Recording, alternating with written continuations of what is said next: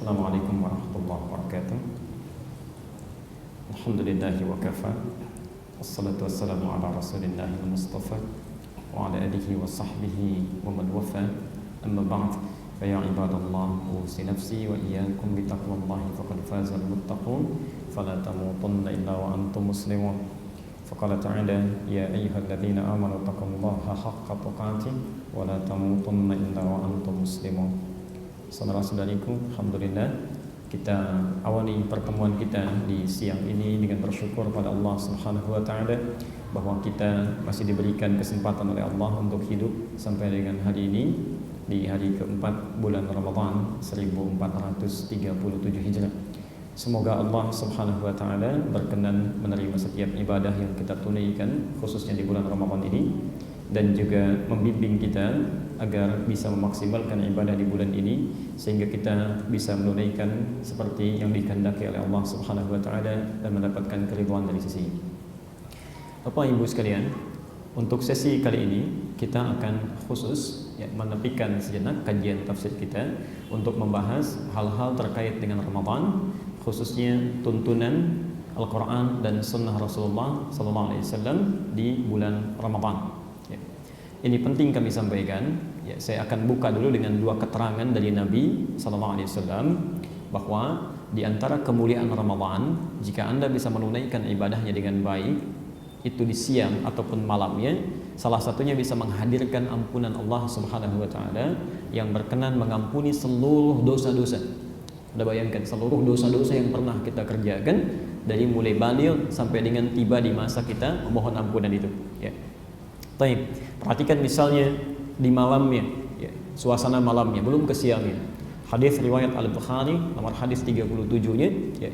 Kalau kita lihat redaksinya, man qama ramadhana imanan wa ihtisaban ghufira lahu ma taqaddama min dhanbi.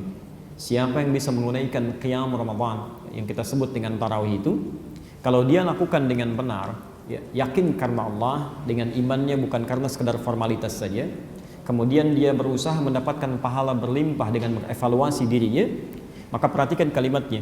Sebelum Anda mendapatkan pahalanya, kemuliaannya, kata Nabi, kalau benar qiyamnya, ghufira lahu ma taqaddama min dhanbi, maka akan diampuni seluruh dosa-dosa yang pernah dia kerjakan sampai di malam itu, ya.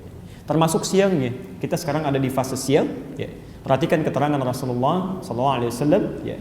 Dalam hal siang ini beliau sampaikan di hadis kitab yang sama Al-Bukhari nomor hadis 38. Kemudian diulang kembali oleh Imam Al-Bukhari di nomor hadis 1904 dan nomor hadis 1905. Ya. Beliau menyampaikan kalau Rasulullah sallallahu alaihi wasallam, ya, Rasulullah sallallahu alaihi wasallam pernah menyampaikan man shama. Ya, kalau yang tadi malamnya qama, ya, qiyam. Ini siangnya man shama ramadhana imanan wa ihtisaban ghufira lahu ma taqaddama min dhanbi. Ya. Siapa yang dapat menunaikan siam Ramadannya, dia lakukan benar karena Allah, bukan cuma formalitas, sekedar tahan lapar, haus, ya, tapi dia lakukan karena Allah dan dia berusaha memburu banyaknya pahala. Ya. Bahkan dia bermuhasabah akan dosa-dosanya. Itu kata Nabi, kalau benar puasanya, maka kalau tadi sampai malamnya dia berbuat salah diampuni, dari malam ke siang dia punya salah lagi, diampuni seluruh dosa-dosa yang pernah dia kerjakan. Ya. Jadi maaf, kalau kita ambil dari dua hadis ini, kemudian situasi kita hadirkan di hari keempat Ramadan ini, tanyakan pada diri kita, mohon izin, apakah sampai dengan detik ini kira-kira dosa kita sudah terampuni atau belum? Ya. Ciri-ciri yang terampuni itu ada ketenangan dalam jiwa, ya. Ada rasa tidak suka mengulang salah yang sama, ada perbaikan-perbaikan dalam amalan. Ini kalau Anda misalnya sampai hari yang keempat ini belum mendapatkan karunia itu, maka barangkali ada yang belum tepat dalam puasa kita 3 hari kemarin, ya. Salat qiyam kita sampai keempat tadi malam, ya. Maaf, jangan-jangan Allah berikan kesempatan di hari ini untuk memperbaiki yang lalu-lalu sehingga lebih bisa disempurnakan kembali. Di antara itu, ya, kita mencoba untuk bisa memaksimalkan, ya, apa yang bisa kita harapkan itu, mendapatkan ampunan dari Allah, mendapatkan karunia pahala yang berlimpah. Ya, salah satu caranya kita bisa meniru, melihat dan meneladani kira-kira apa yang dikerjakan oleh Nabi SAW, dituntun oleh beliau untuk bisa memaksimalkan ibadah ini sehingga bisa mendapatkan apa yang Allah janjikan tadi. Maka materi hari ini kita akan coba bahas tentang tuntunan Rasulullah SAW di bulan Ramadan. Ya. Quran surah ke-59 Al-Hasyr di ujung ayat ke-7 ya. Kita ambil kaidah umum dulu sebentar. Wa ma ataakumur rasulu fakhudhuh wa ma nahakum anhu fantahu. Ini kaidah umum ya, kaidah dasar sekali ya. Kata Al-Quran, wa ma ataakumur rasulu fakhudhuh ya. Maka segala yang dibawa oleh Rasul, dituntun oleh beliau, itu yang cepat kita ambil. Khudh itu ambil dengan segera. Khudh min amwalihim shadaqah. Quran surah 9 ayat 103. Kalau zakat sudah harus dikeluarkan, maka cepat ambil ya. Kalau orangnya tidak ingat untuk mengeluarkan, yang ingat berikan tahu ya. Kasih kabar, itu harus segera disampaikan ya. Wa ma ataakumur rasulu fakhudhuh. Segala yang dituntun oleh Nabi, dicontohkan ya, diberikan tuntunannya pada kita, cepat ambil itu. Dalam konteks Ramadan, maka apa yang Nabi kerjakan saat Ramadan itu? Malamnya beliau kerjakan apa? Siangnya beliau lakukan apa? Kita inventarisir semuanya itu, keluarkan oleh kita, dan coba kita teladani dalam kehidupan Ramadan kita. Nah, dari ayat ini kita coba akan keluarkan kira-kira amalan-amalan apa yang dikerjakan oleh Rasulullah sallallahu alaihi wasallam dari mulai malamnya menuju fajarnya sampai dengan siangnya. Dan itu yang coba kita maksimalkan ya. Di rumus gampangnya, yang Nabi kerjakan itu kita lakukan. Yang Nabi nggak kerjakan kita nggak usah ambil ya. Nabi saja tidak mengerjakan, masa kita mau kerjakan? Baik, bismillahirrahmanirrahim. Kita coba fokuskan ya materi kita. Mudah-mudahan bisa maksimal dan semoga Allah berikan kemudahan pada apa yang kita bahas. Saya mohon izin untuk menulis, mudah-mudahan bisa terlihat. Anda yang belum nampak jelas bisa maju saja ke depan ya supaya bisa mendapatkan kejelasan lebih.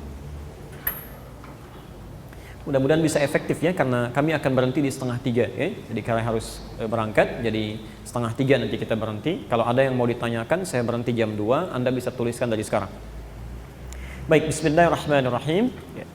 Bapak dan Ibu sekalian, kita akan coba dulu membuat peta ibadah di bulan Ramadan ya. Dari sini nanti kajian kita akan mencoba dimulai ya. Bismillah. Peta ibadah Ramadan. Kita mencoba untuk petakan dulu kira-kira ibadah apa saja yang dikerjakan oleh Nabi, di waktu kapan, dan bagaimana cara kita memaksimalkannya.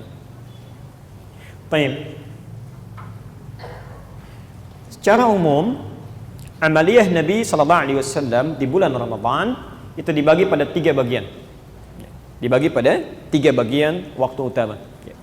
1, ada ibadah yang dikerjakan di waktu malam-malam Ramadan, ibadah malam. Nanti Anda cek ya, kira-kira 4 malam ke belakang ini sudah maksimal belum? Jangan-jangan Anda diberikan kesempatan malam ini karena masih ada yang kurang kemarin ya. Ibadah malam ya. Dalam bahasa Arab disebut dengan lail ya. Al-lail, insyaallah. Anda pernah dengar Lailatul Qadar ya, malam Al-Qadar. Jadi kalau sudah pakai Lailah, nggak usah pakai malam lagi ya. Ada yang memohon, ya Allah anugerahkan kepada hamba malam Lailatul Qadar. Itu kelebihan ya. Jadi kalau sudah pakai Lailah, malamnya hilang ya. Kita ketemuan di Masjid Al-Istiqamah setelah ba'da asar ya. Nah, itu ba'da bahasa Indonesia setelah. Jadi kalau sudah pakai setelah, jangan pakai ba'da lagi ya. Jadi kalau ada Laila itu malam ya. Ibu Laila, nah, ibu malam-malam tuh. Ada nama itu. Type 2. Bismillah. Ada ibadah sahar. Sahar. Hati-hati, ini jarang diketahui. Jarang diketahui tapi pahalanya luar biasa melimpah, insyaallah. As-sahar. Oke. Sahar itu singkatnya adalah waktu singkat menjelang fajar, kisaran 20 menit sampai 30 menit menjelang fajar. 20 sampai 30 menit menjelang fajar ya. Ada ibadah khusus dituntun oleh Rasulullah sallallahu alaihi wasallam. Jangan-jangan kita belum lakukan ya 4 hari ke belakang. Saya agak lambatkan. Ibadah malam waktunya dimulai ba'da isya, setelah isya ya. Ba'da isya sampai menjelang sahar, di waktu yang kedua. Jadi begitu masuk waktu sahar, ini selesai, pindah ke amalan selanjutnya. Nanti kita lihat spesifikasi amalannya. Dan yang ketiga, ada disebut dengan ibadatun nahar, ibadah siang. Bismillah. Ibadah siang. Baik. Ibadatun nahar. Waktunya terbentang dari mulai fajar ya, sampai dengan maghrib menjelang isya. Baik, saya rumuskan lagi ya. Ada ibadah yang berlaku di malam hari. Waktunya dari ba'da isya sampai dengan sahar. Ada ibadah yang dilakukan di waktu sahar. Hati-hati, bukan sahur tapi sahar. Ya, kita lihat. Dari 20 menit sampai 30 menit menjelang fajar. Dan ibadah yang berlangsung di waktu siang dari fajar sampai maghrib. Sekarang kita ada di fase yang ketiga. Nanti kita lihat kira-kira sudah maksimal atau belum. Bismillah, kita agak cepat. Ibadah malam atau ibadatul lail setidaknya ada 3 ibadah. Saya ulang, ada 3 ibadah yang dimaksimalkan oleh Nabi SAW dari awal Ramadan sampai akhirnya. Dari awal Ramadan sampai akhirnya, tidak pernah beliau tinggalkan. Ya, tidak pernah beliau tinggalkan. Ya. 1, ada yang wujudnya berupa salat. Ya. Mudah-mudahan terlihat salat. Nanti kita lihat ya, kita nanti turunkan. Yang kedua, ada yang berupa interaksi dengan Al-Quran ya. Interaksi dengan Al-Quran. Anda bisa baca, bisa mengkaji, bisa menghafal ya. Nah, yang ketiga adalah memperbanyak zikir, khususnya permohonan dari doa dan istighfar dan ampunan. Baik. Ini 3 ibadah yang dimaksimalkan oleh Rasulullah SAW di malam-malam Ramadan, khususnya ini. Ya. Ada salat yang nanti kita akan kenal dengan tarawih itu, ya. Kemudian ada interaksi dengan Al-Quran, bahkan tiap malam Nabi membacakan di hadapan Jibril. Kemudian yang terakhir adalah memperbanyak zikir dan istighfar. Semua ibadah ini ya, khususnya dimulai ba'da isya. Ya. Jadi kalau nanti Anda menunaikan salat dimaksudkan ini, ya tarawih dalam bahasan kita nanti, maka tidak boleh dilakukan sebelum Anda menunaikan isya dulu. Ya. Jadi kalau Anda terlambat datang ke masjid, misal ya, ingin beribadah tarawih ini, imam terlihat sudah menunaikan salat tarawihnya, sementara Anda belum salat isya, maka Anda harus isya dulu baru menunaikan qiyamnya. Baik. Mari kita rinci 3 ibadah ini. Ya, seperti apa Nabi menunjukkannya? Apa keistimewaannya? Yang apa kira-kira yang bisa kita raih dari ibadah ini? Ya. Hati-hati ya. Saya sarankan dan tekankan sekali lagi, hati-hati betul dalam menunaikannya karena pahalanya begitu melimpah. Kalau Anda tidak tunaikan saat ini atau tidak maksimalkan, maka Anda mesti menunggu lagi tahun depan. Dan maaf beritanya tahun depan belum tentu kita hidup. Jadi kalau Anda kehilangan sekarang belum tentu dapat ya, yang akan datang. Baik, bismillah kita mulai dari yang pertama. Saya mohon izin, boleh saya hapus dulu yang ini? Ya, supaya mudah untuk menulis ya. Bismillah.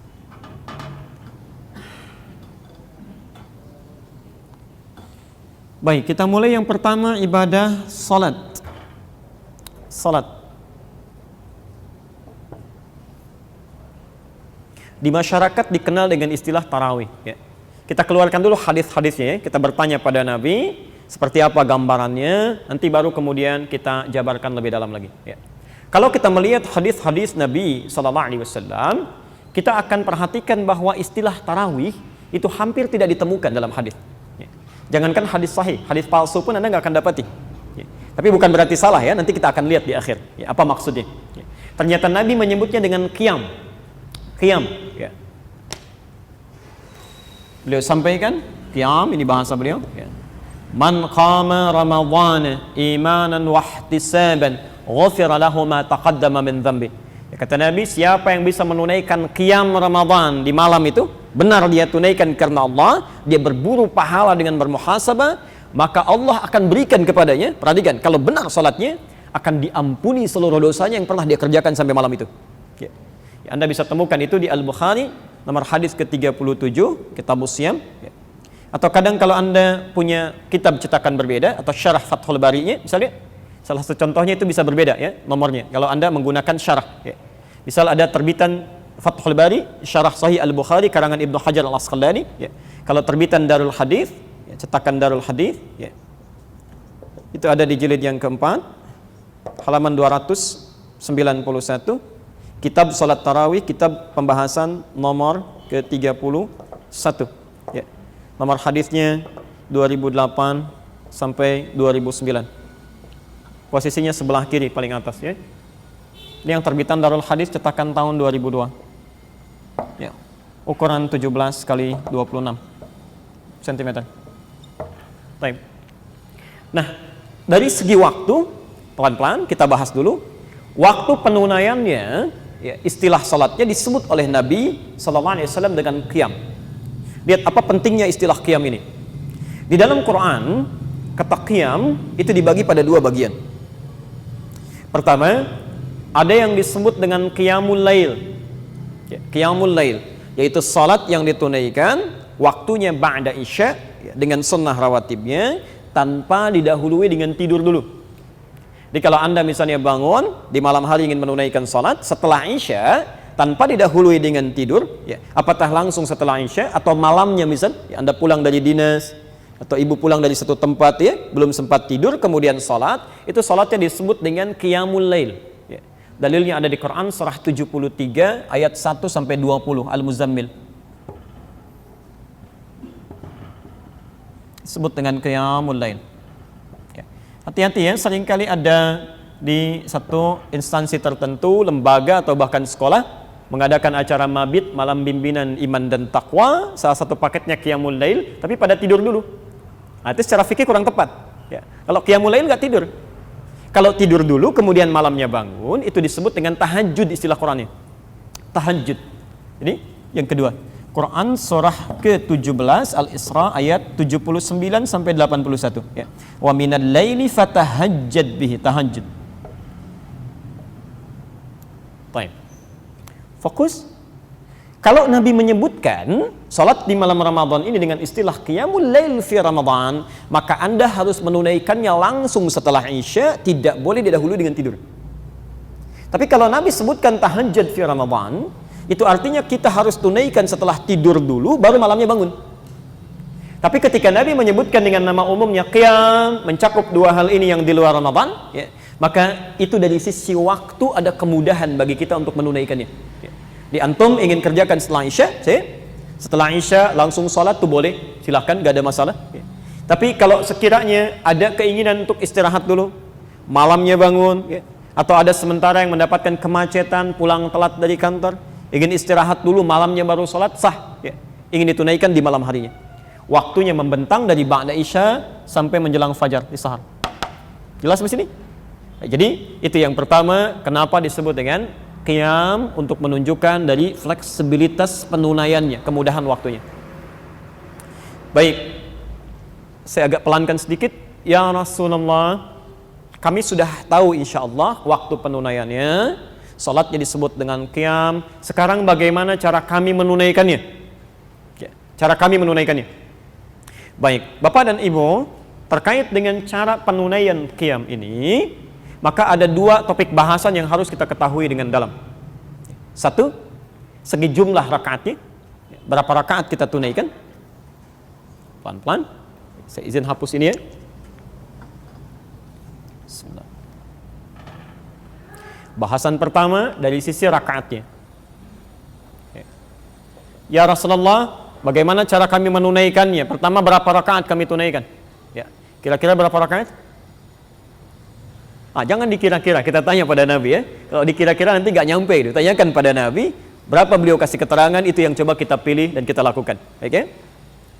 Baik, bahasan pertama tentang rakaat ini, saya turunkan dulu dalilnya.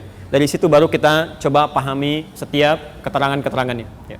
Satu, kaidah umumnya ada di hadis Muslim, nomor hadis 749, diriwayatkan oleh Abdullah bin Umar, ya, Ibnu Umar radhiyallahu anhuma.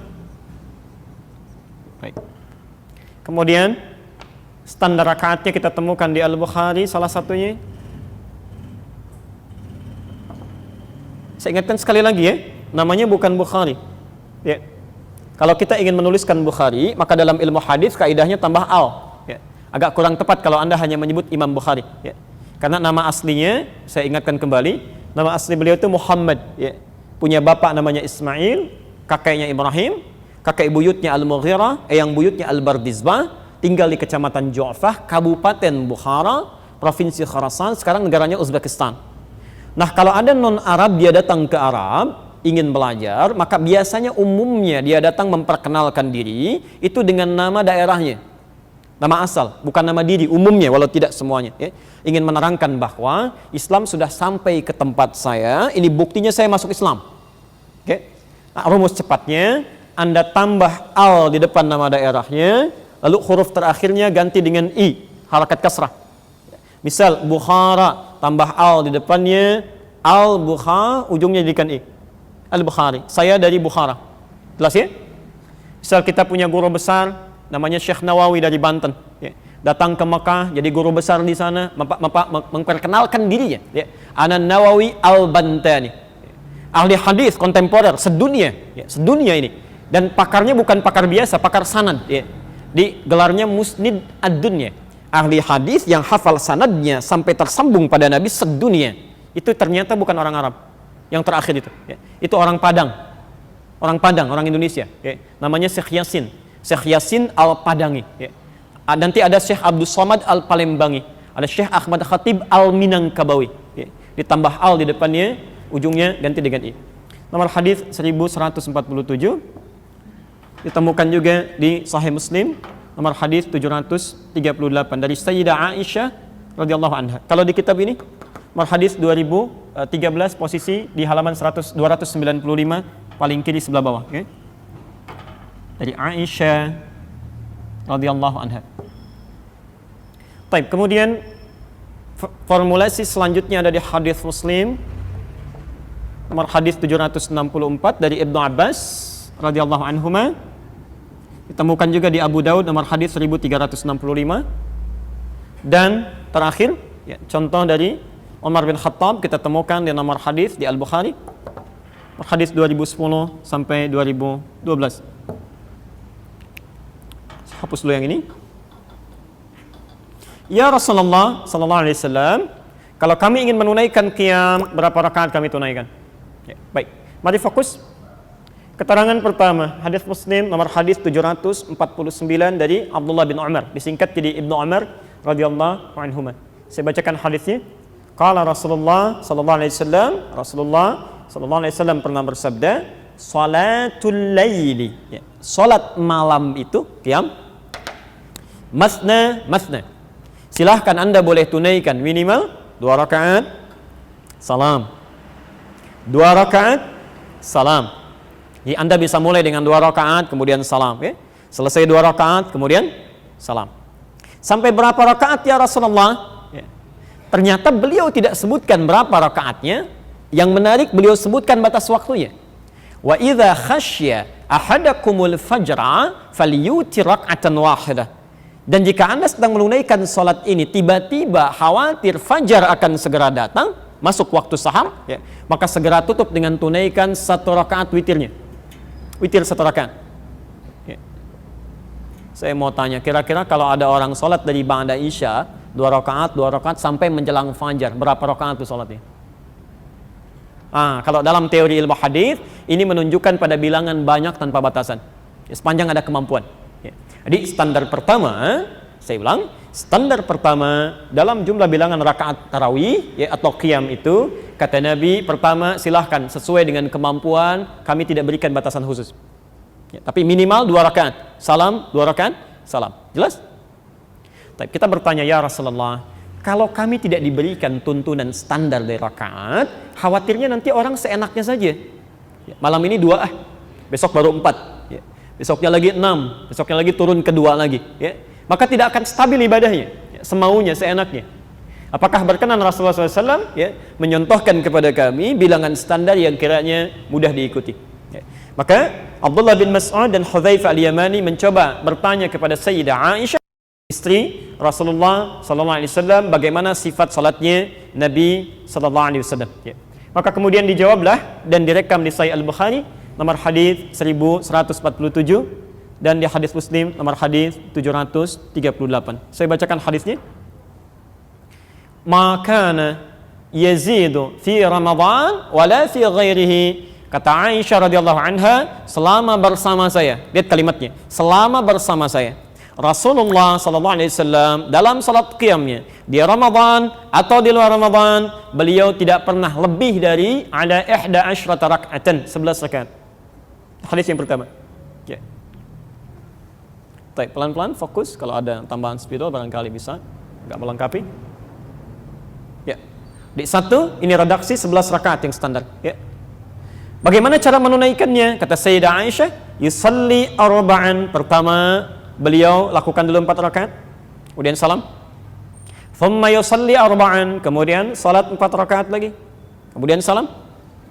Thumma yusalli thalathan, kemudian tutup dengan witir 3 rakaat.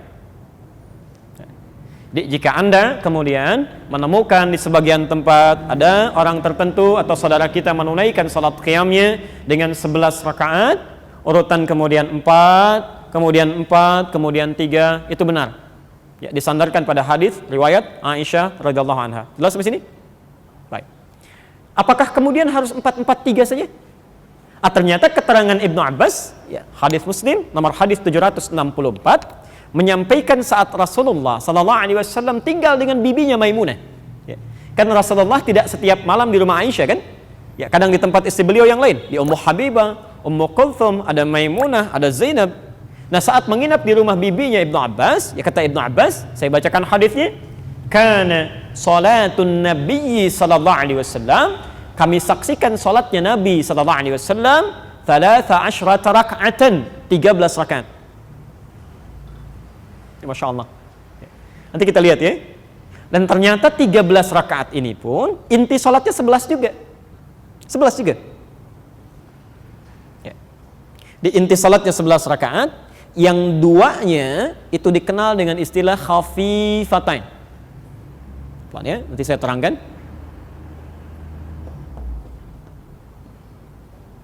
Ya, khafifatain.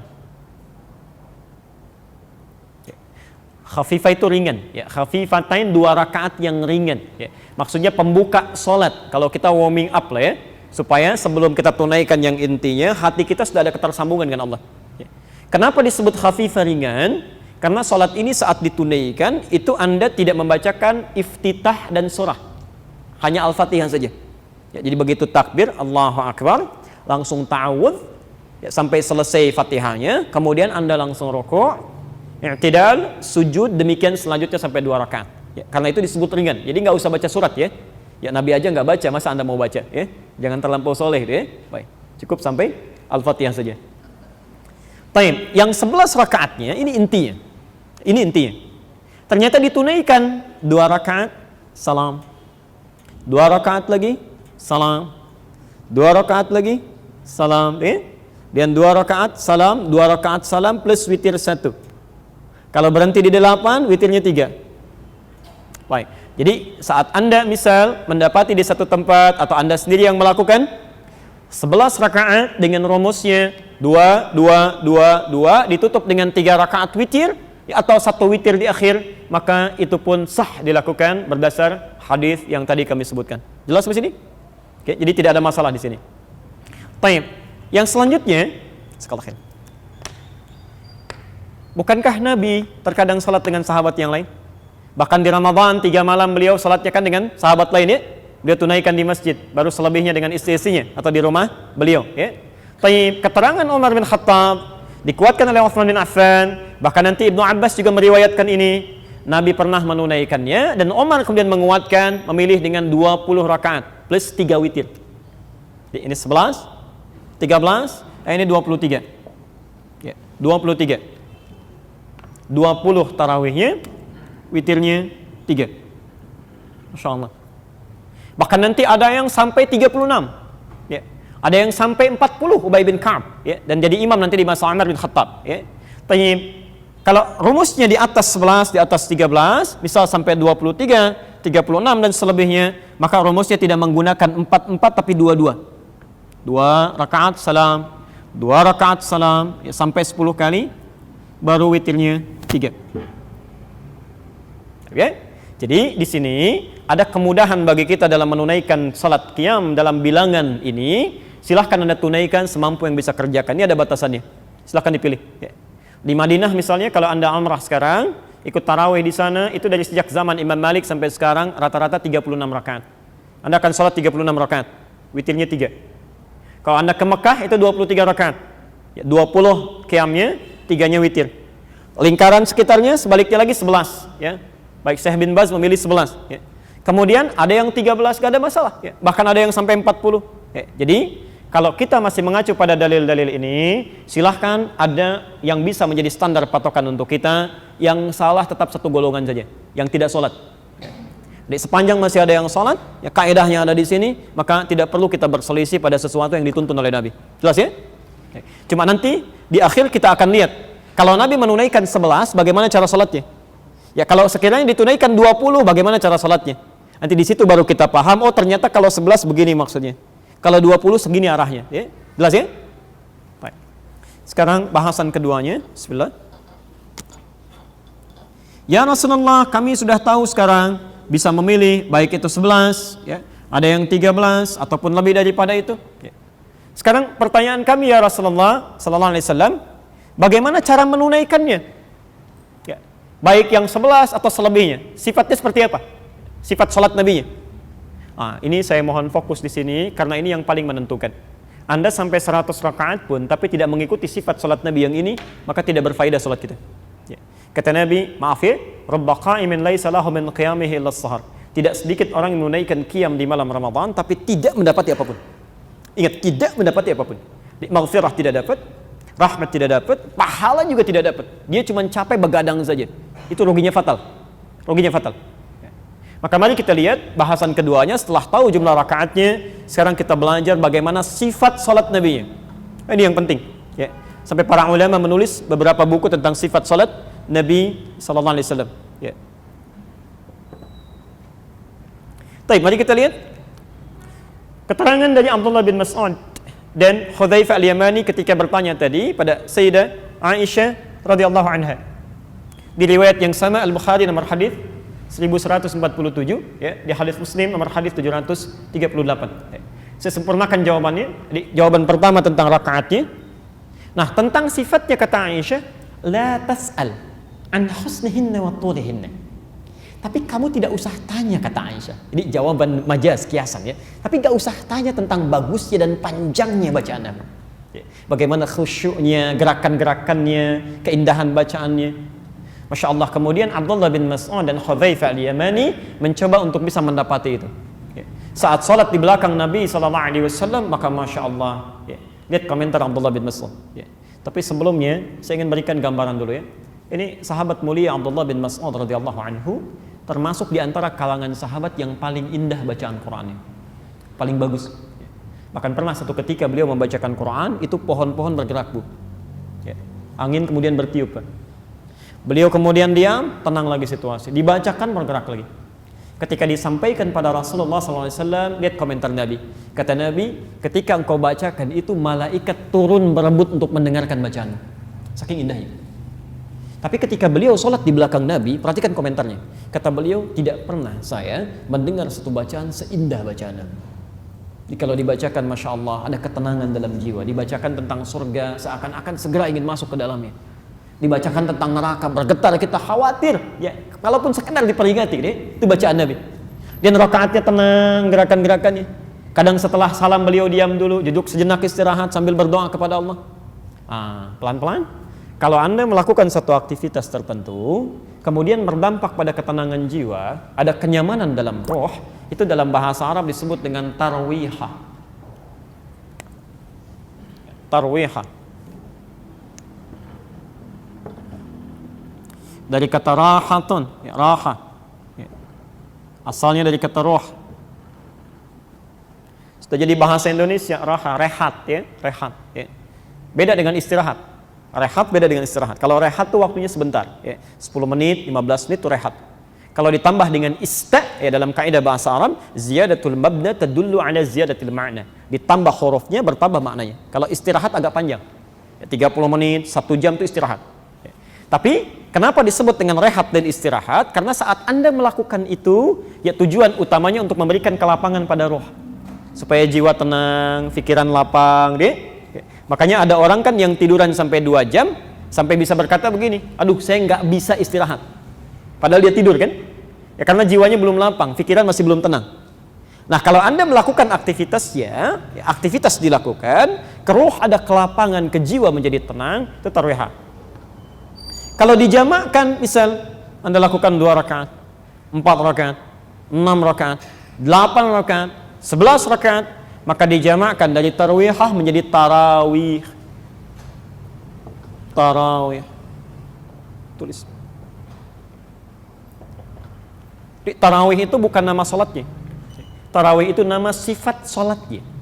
Saya ulang, sifat salatnya. Diseakan-akan, kenapa kemudian dipopulerkan istilah tarawih ingin memberikan pesan kepada kita, mohon maaf, kalau Anda ingin tunaikan salat ini, ingin meniru seperti apa Nabi melakukannya, maka tunaikan dengan tarawih. Yang tenang, kan? Bacaannya yang baik. Di Anda kalau berkata, yuk kita tarawih, artinya Anda mau mencari imam yang baik. Yang bacaannya baik, yang tenang, yang rakaatnya tidak terlampau terburu-buru. Ya. Saya agak kurang memahami ya, kalau misalnya, maaf ya, ada orang menunaikan tarawih yang 11 rakaat saja hampir 1 jam. Masa yang 23 cuma 15 menit? Ada yang 10 menit ya, saya baru terima berita di satu tempat di Indonesia ada yang 10 menit tuh. Ya, tahun lalu rekor 7 menit. Allahu Akbar, Allahu Akbar. Oh, itu bukan tarawih namanya. Bukan tarawih ya. Hati-hati ya. Baik. Kamis lalu sebelum Ramadan saya mengajar, ada seorang ibu mengatakan, bahkan di tempat saya Ustadz katanya imamnya sampai nggak nafas Al-Fatihahnya. Saya bilang bisa hidup tuh sampai nggak nafas ya. Masya Allah, dia saking cepatnya gitu ya. Itu bukan tarawih, bukan tarawih. Coba perbaiki ya. Jangan-jangan ada di antara kita dalam 4 malam ke belakang yang mengalami situasi ini, maka diberikan kesempatan oleh Allah malam ini dan selanjutnya insya Allah untuk memperbaiki. 2. Kita lanjutkan keterangannya. Saking nikmatnya bacaan Nabi SAW, kata Aisyah jangan tanya panjangnya. Ternyata dalam kenikmatan itu, ketika dirasa-rasa rakaat pertama saja, ini rakaat pertamanya itu sudah sampai 100 ayat. Nabi SAW, rakaat pertamanya. Kata Abdullah bin Mas'ud, saya duga akan rukuk. Ternyata nyambung ke Ali Imran. Masya Allah. Al-Baqarah 286 ayat, Ali Imran 200 ayat. Saya duga akan rukuk. Ternyata nyambung lagi ke An-Nisa. Sampai ayat 176. 5 juz 4 halaman. Makanya Aisyah radhiyallahu anha wajar mengatakan, gak usah ditanya deh panjang dan bagusnya kan ya. Satu rakaatnya 5 juz 4 halaman. Nabi, Rasul, dijamin masuk surga, orang paling takwa, tingkat surga paling tinggi, rakaat pertamanya 5 juz 4 halaman. Besoknya kata Abdullah bin Mas'ud dan Hudzaifah al-Yamani, kami tidak ikutan lagi. Bukan karena capeknya, bukan. Itu mereka sudah terbiasa. Karena kata Abdullah bin Mas'ud, saya seringkali menduga, ini Nabi kapan rukunya? Ini untuk memberikan jeda supaya beliau bisa praktekkan lagi. Tapi karena saya sering menduga itu, saya merasa saya kurang khusyuk nih, bukan nabinya. Jadi kemudian sifat-sifat dari sesuatu yang kita keluarkan. Kalau sahabat biasa Pak, Bu ya. Anda misalnya bisa buka kitabnya Imam An-Nawawi yang mengarang Al-Arba'in itu 42 hadis ya. Riyadhus Shalihin 1896 hadis. Itu sebelum menulis kitab-kitab ini termasuk Al-Majmu', itu menulis dulu kitab At-Tibyan. At-Tibyan fi Adab Hamalatil Quran. Saya sarankan Anda punya ini ya. Itu salah satu kitab yang bagus menerangkan bagaimana cara ta'lim yang baik. Termasuk ibu, kalau anaknya ingin cepat sampai ilmunya, cepat paham, mendapat keberkahan dalam belajar, ibu cari buku ini. Terutama juga yang kedua itu petunjuk menghafal Quran dengan baik dan berkah. Kalau bahasa Arabnya itu ada terbitan Darun Nafais yang warna kuning. Itu kisah tadi bisa Anda temukan salah satunya di halaman 47 sebelah kiri posisinya, paragraf ketiga bagi 1 sampai dengan 7. Kata beliau, sahabat itu dibalik segala kesibukannya, Utsman bin Affan, Abdurrahman bin Auf, Umar bin Khattab, itu masih sempat menunaikan qiyamnya sampai khatam Quran bahkan. Jadi biasa. Nah, dari kesimpulan ini, para ulama memberikan pendapat kepada kita, sunnahnya dalam salat qiyam itu hendaknya memperpanjang bacaan ayatnya. Diperbanyak ya, sesuai dengan kadar kemampuan kita. Di sunnah yang kedua, sifat salatnya perbanyak atau perpanjang bacaan ayat.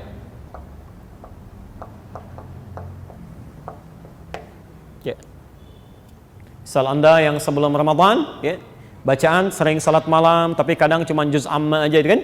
Kadang-kadang ada sementara orang yang paling amma qul huwallah, qul a'udzu birabbil falaq, qul a'udzu birabbin nas, macam-macam. Ramadan tambah. Anda naikkan. Naik ke Al-Insyirah, Ad-Duha, Al-Ghasyiyah, supaya pahala kembali berlimpah. Semakin banyak. Ya. Ini kalau bisa setiap ada kebaikan ada buruk. Ya. Saya mau tanya begini. Masih ingat bahasan kita dulu? Kalau kita baca Quran, satu hurufnya berapa pahalanya? 10. At-Tirmidzi nomor hadis 2910. Baik.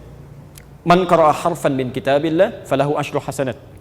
Siapa yang bisa baca satu huruf saja dari Al-Quran, dia bisa mendapatkan 10 kebaikan setiap hurufnya.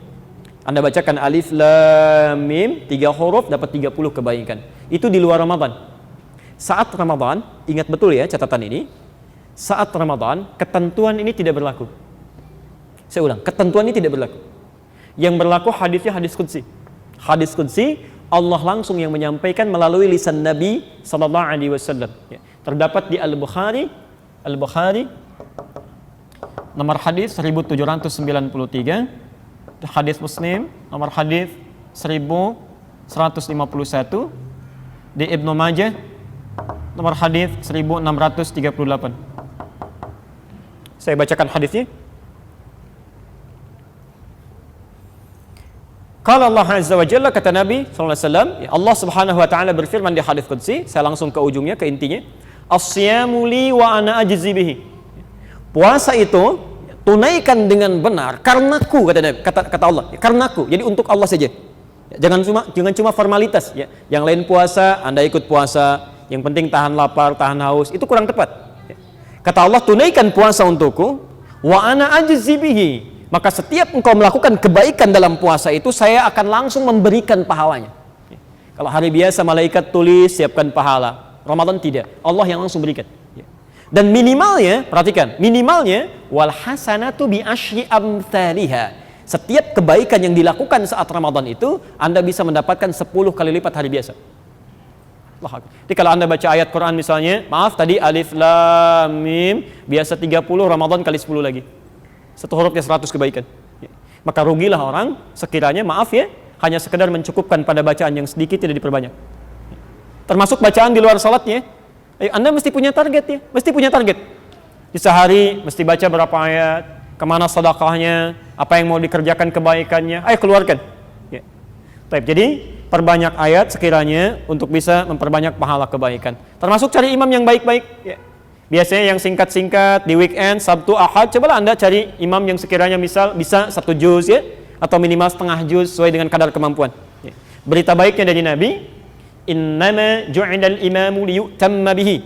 Imam itu dijadikan untuk diikuti oleh makmum. Ya. Fa qira'atul imam, qira'atul makmum. Yang dibacakan oleh imam, makmum mendapati bagian dari bacaannya, termasuk pahalanya. Jadi kalau imam sudah baca dicukupkan, termasuk pahala sebanyak apapun yang dibacakan oleh imam, itu makmum dapat bagiannya. Jelas di sini? Baik.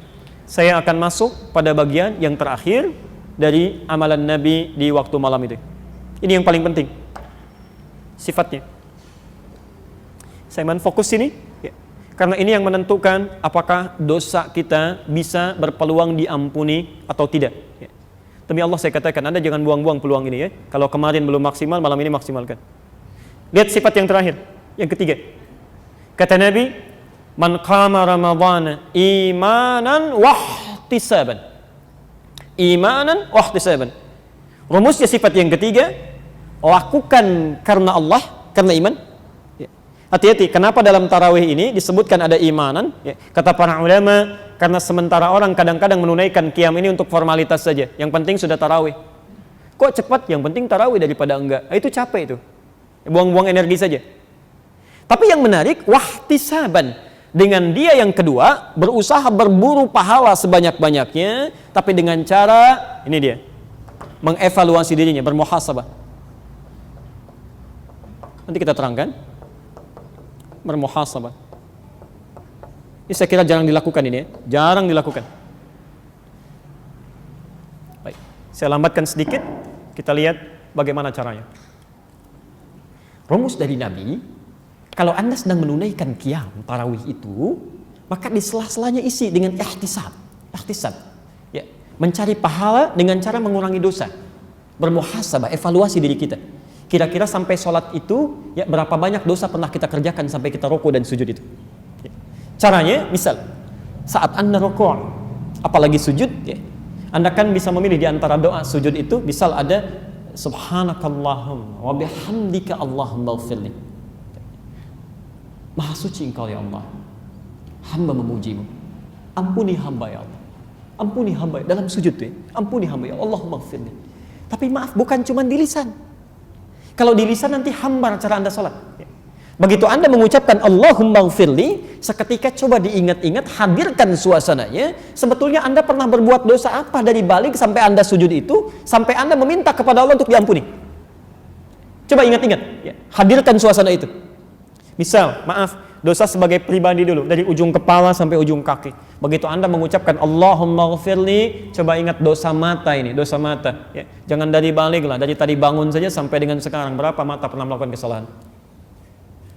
Salah lihat di TV kan, yang nggak boleh dilihat, dilihat. Di jalan kesini pun kadang-kadang masih salah lihat. Di handphone keliru lihat. Ya. Belum telinganya, belum lisan salah bicara, belum kaki salah melangkah. Maka bagaimana dari balik sampai dengan Anda hidup saat itu? Kemudian maaf, status di rumah tangga. Misal Anda sebagai anak, berapa kali pernah menyakiti orang tua? Ibu pernah menangis, ayah pernah kecewa. Barangkali ada sementara orang tua yang hatinya memang masih sakit, tapi terpaksa senyum. Ya, itu dibuka tuh di akhirat nanti itu. Ya, faman ya'mal mithqala dzarratin khairan yarah wa man ya'mal mithqala dzarratin syarran yarah. Ya. Ayo coba ingat-ingat, ya. Ada dosa sebagai suami, sebagai seorang istri sebaliknya. Berapa kali pernah saling mengecewakan, saling mengkhianati tanpa pernah disampaikan? Dosa sebagai orang tua pada anaknya. Dosa sebagai tetangga, Anda berapa kali membicarakan tetangga saat malam-malam diskusi dengan pasangan hidup pada hal yang tidak menyenangkannya? Dosa sebagai pegawai, coba ingat, ya, itu akan dihisab. Nah, kalau Anda betul-betul mengatakannya dan melakukan itu dengan benar, Allahumma ighfirli, Anda coba ingat itu. Bahkan setiap Anda salam, Assalamualaikum, Assalamualaikum, Anda tenang, Anda ucapkan Allahumma innaka afuwwun tuhibbul afwa fa'fu anni. Ya Allah, Engkau yang Maha Pemaaf, Maha Pengampun dosa. Engkau mencintai orang-orang yang minta maaf ya Allah, memohon ampunan kepadamu. Ya Allah, ampuni hamba ya Allah, ampuni ya Allah. Jangan diwafatkan dalam keadaan masih ada dosa yang dibawa. Tadi saya sebutkan Imam At-Tirmidzi. Itu Imam At-Tirmidzi, nama aslinya Muhammad. Tinggal dari Tirmidzi, disebut At-Tirmidzi, lahir 209 Hijrah. Ini ulama besar, Pak, Ibu, ulama besar, hafal Quran, hafal hadis, banyak menulis kitab hadis, amalan luar biasa, tahajud tiap malam, puasa Masya Allah banyak ditunaikan. Tapi di akhir hidupnya itu masih sempat menangis sampai buta matanya. Tidak banyak orang tahu, itu buta matanya karena menangis. Ketika ditanya, ya Syekh Liba, kenapa? Kata Imam At-Tirmidzi, saya takut ketika diwafatkan oleh Allah belum cukup bekal saya untuk pulang. Anda bisa nggak bayangkan? Ada imam besar, hafal Quran, tahu banyak hadis, menulis kitab, banyak amalnya, masih sempat menangis di ujung hidupnya karena takut ketika meninggal dunia bekalnya kurang. Ya. Ada orang bukan imam besar, jadi makmum saja jarang tahajud tiap malam, belum hafal Quran, belum tahu hadis, merasa aman dengan hidupnya. Masih di ujung hidupnya masih karaokean juga, mau sampai kapan itu? Coba lihat kembali kepada Allah, coba lihat ukuran amalan kita. Ya. Ada seorang syekh, ini kisah nyata, ulama besar, jalan dengan muridnya. Nanti di amalan siang saya ingin terangkan ini, tapi khawatir waktunya tidak masuk. Ya. Begitu jalan di siang-siang, tiba-tiba melewati satu tempat, syekh ini tiba-tiba menangis dan pingsan seketika. Pingsan.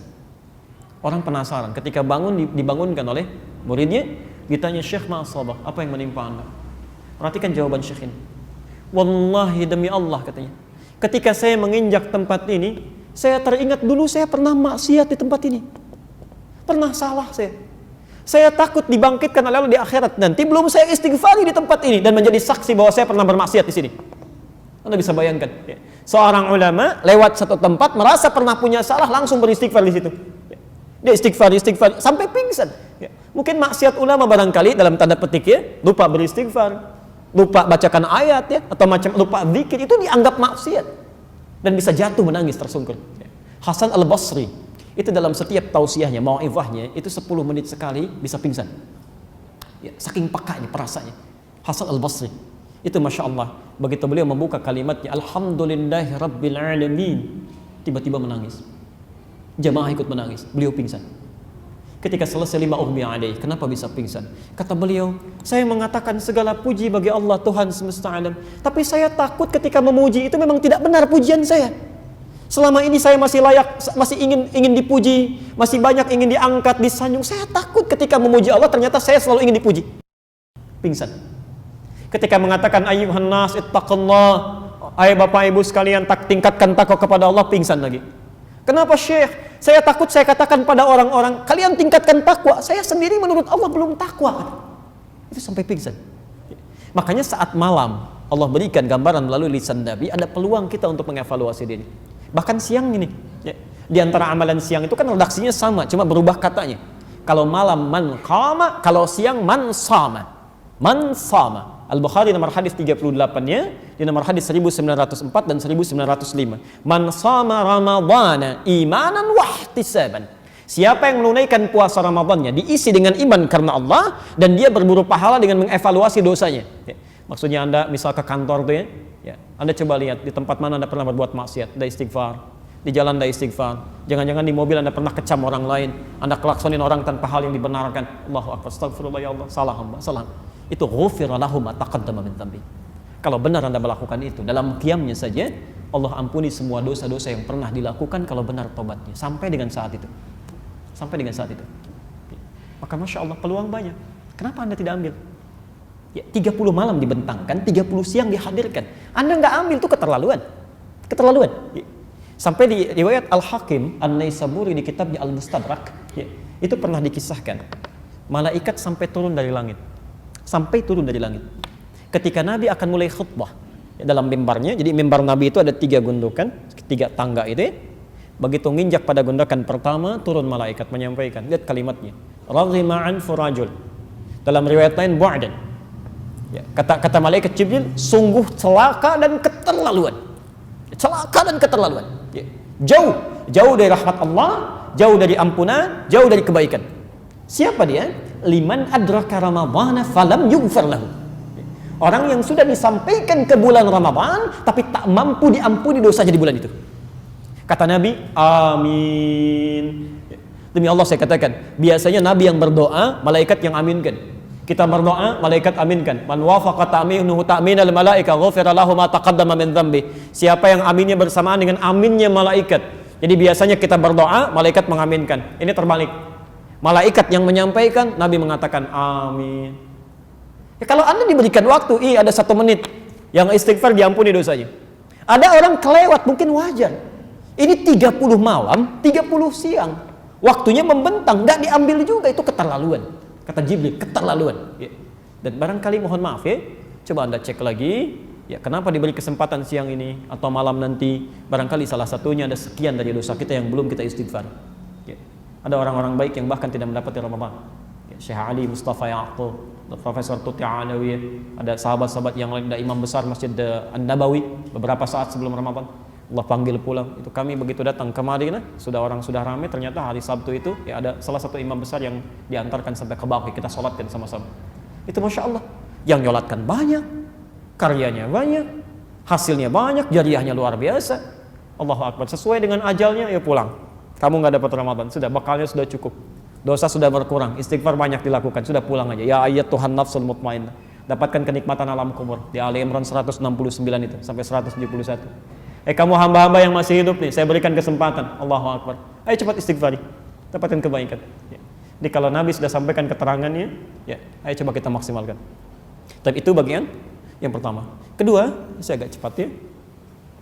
Ada amalan kedua sunnah Nabi Sallallahu Alaihi Wasallam yang dilakukan di waktu sahar. Dilakukan di waktu sahar. Ya. Di amalan pertama sudah kita selesaikan, ya salat sudah. Interaksi dengan Quran sudah kita bahas tadi secara umum. Ya. Kemudian zikir dan doa istighfar sudah kita bahas juga. Ya. Amalan kedua, sahar. Sebentar.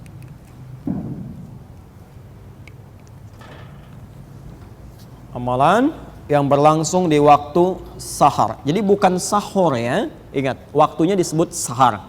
Nanti sahur itu beda artinya ya. Beda maknanya. Amalan yang berlangsung di waktu sahar, ya. Arabnya seperti ini, sahar. Ya. Jamaknya disebut dengan ashar. Ashar.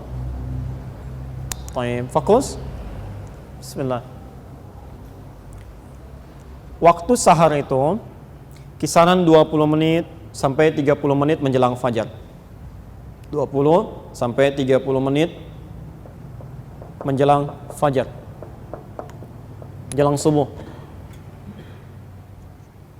Pelan-pelan. Baik, jadi kalau sekarang misal ya subuhnya 4.36 misal saja, maka waktu sahar ini kurang lebih di kisaran jam 4 ya, jam 4:06. Baik. Nah, sekarang fokus. Seluruh aktivitas yang dikerjakan di waktu sahar ini, nama aktivitasnya disebut dengan sahur. Di sahur itu pekerjaannya, aktivitasnya. Namanya disebut dengan sahur. Sahur. Jadi baik itu makan, Anda berdoa, baca Quran, istighfar, itu aktivitasnya disebut dengan apa? Sahur. Maka di sini Nabi menyampaikan, lihat di antara sunnah yang pertama, ada 2 sunnah. Tasahharu fa inna fis sahuri barakah. Ya. Lihat cara menerjemahkannya ya. Perhatikan cara menerjemahkannya. Tasahharu, makanlah kalian di waktu sahar. Awas, jangan salah ya.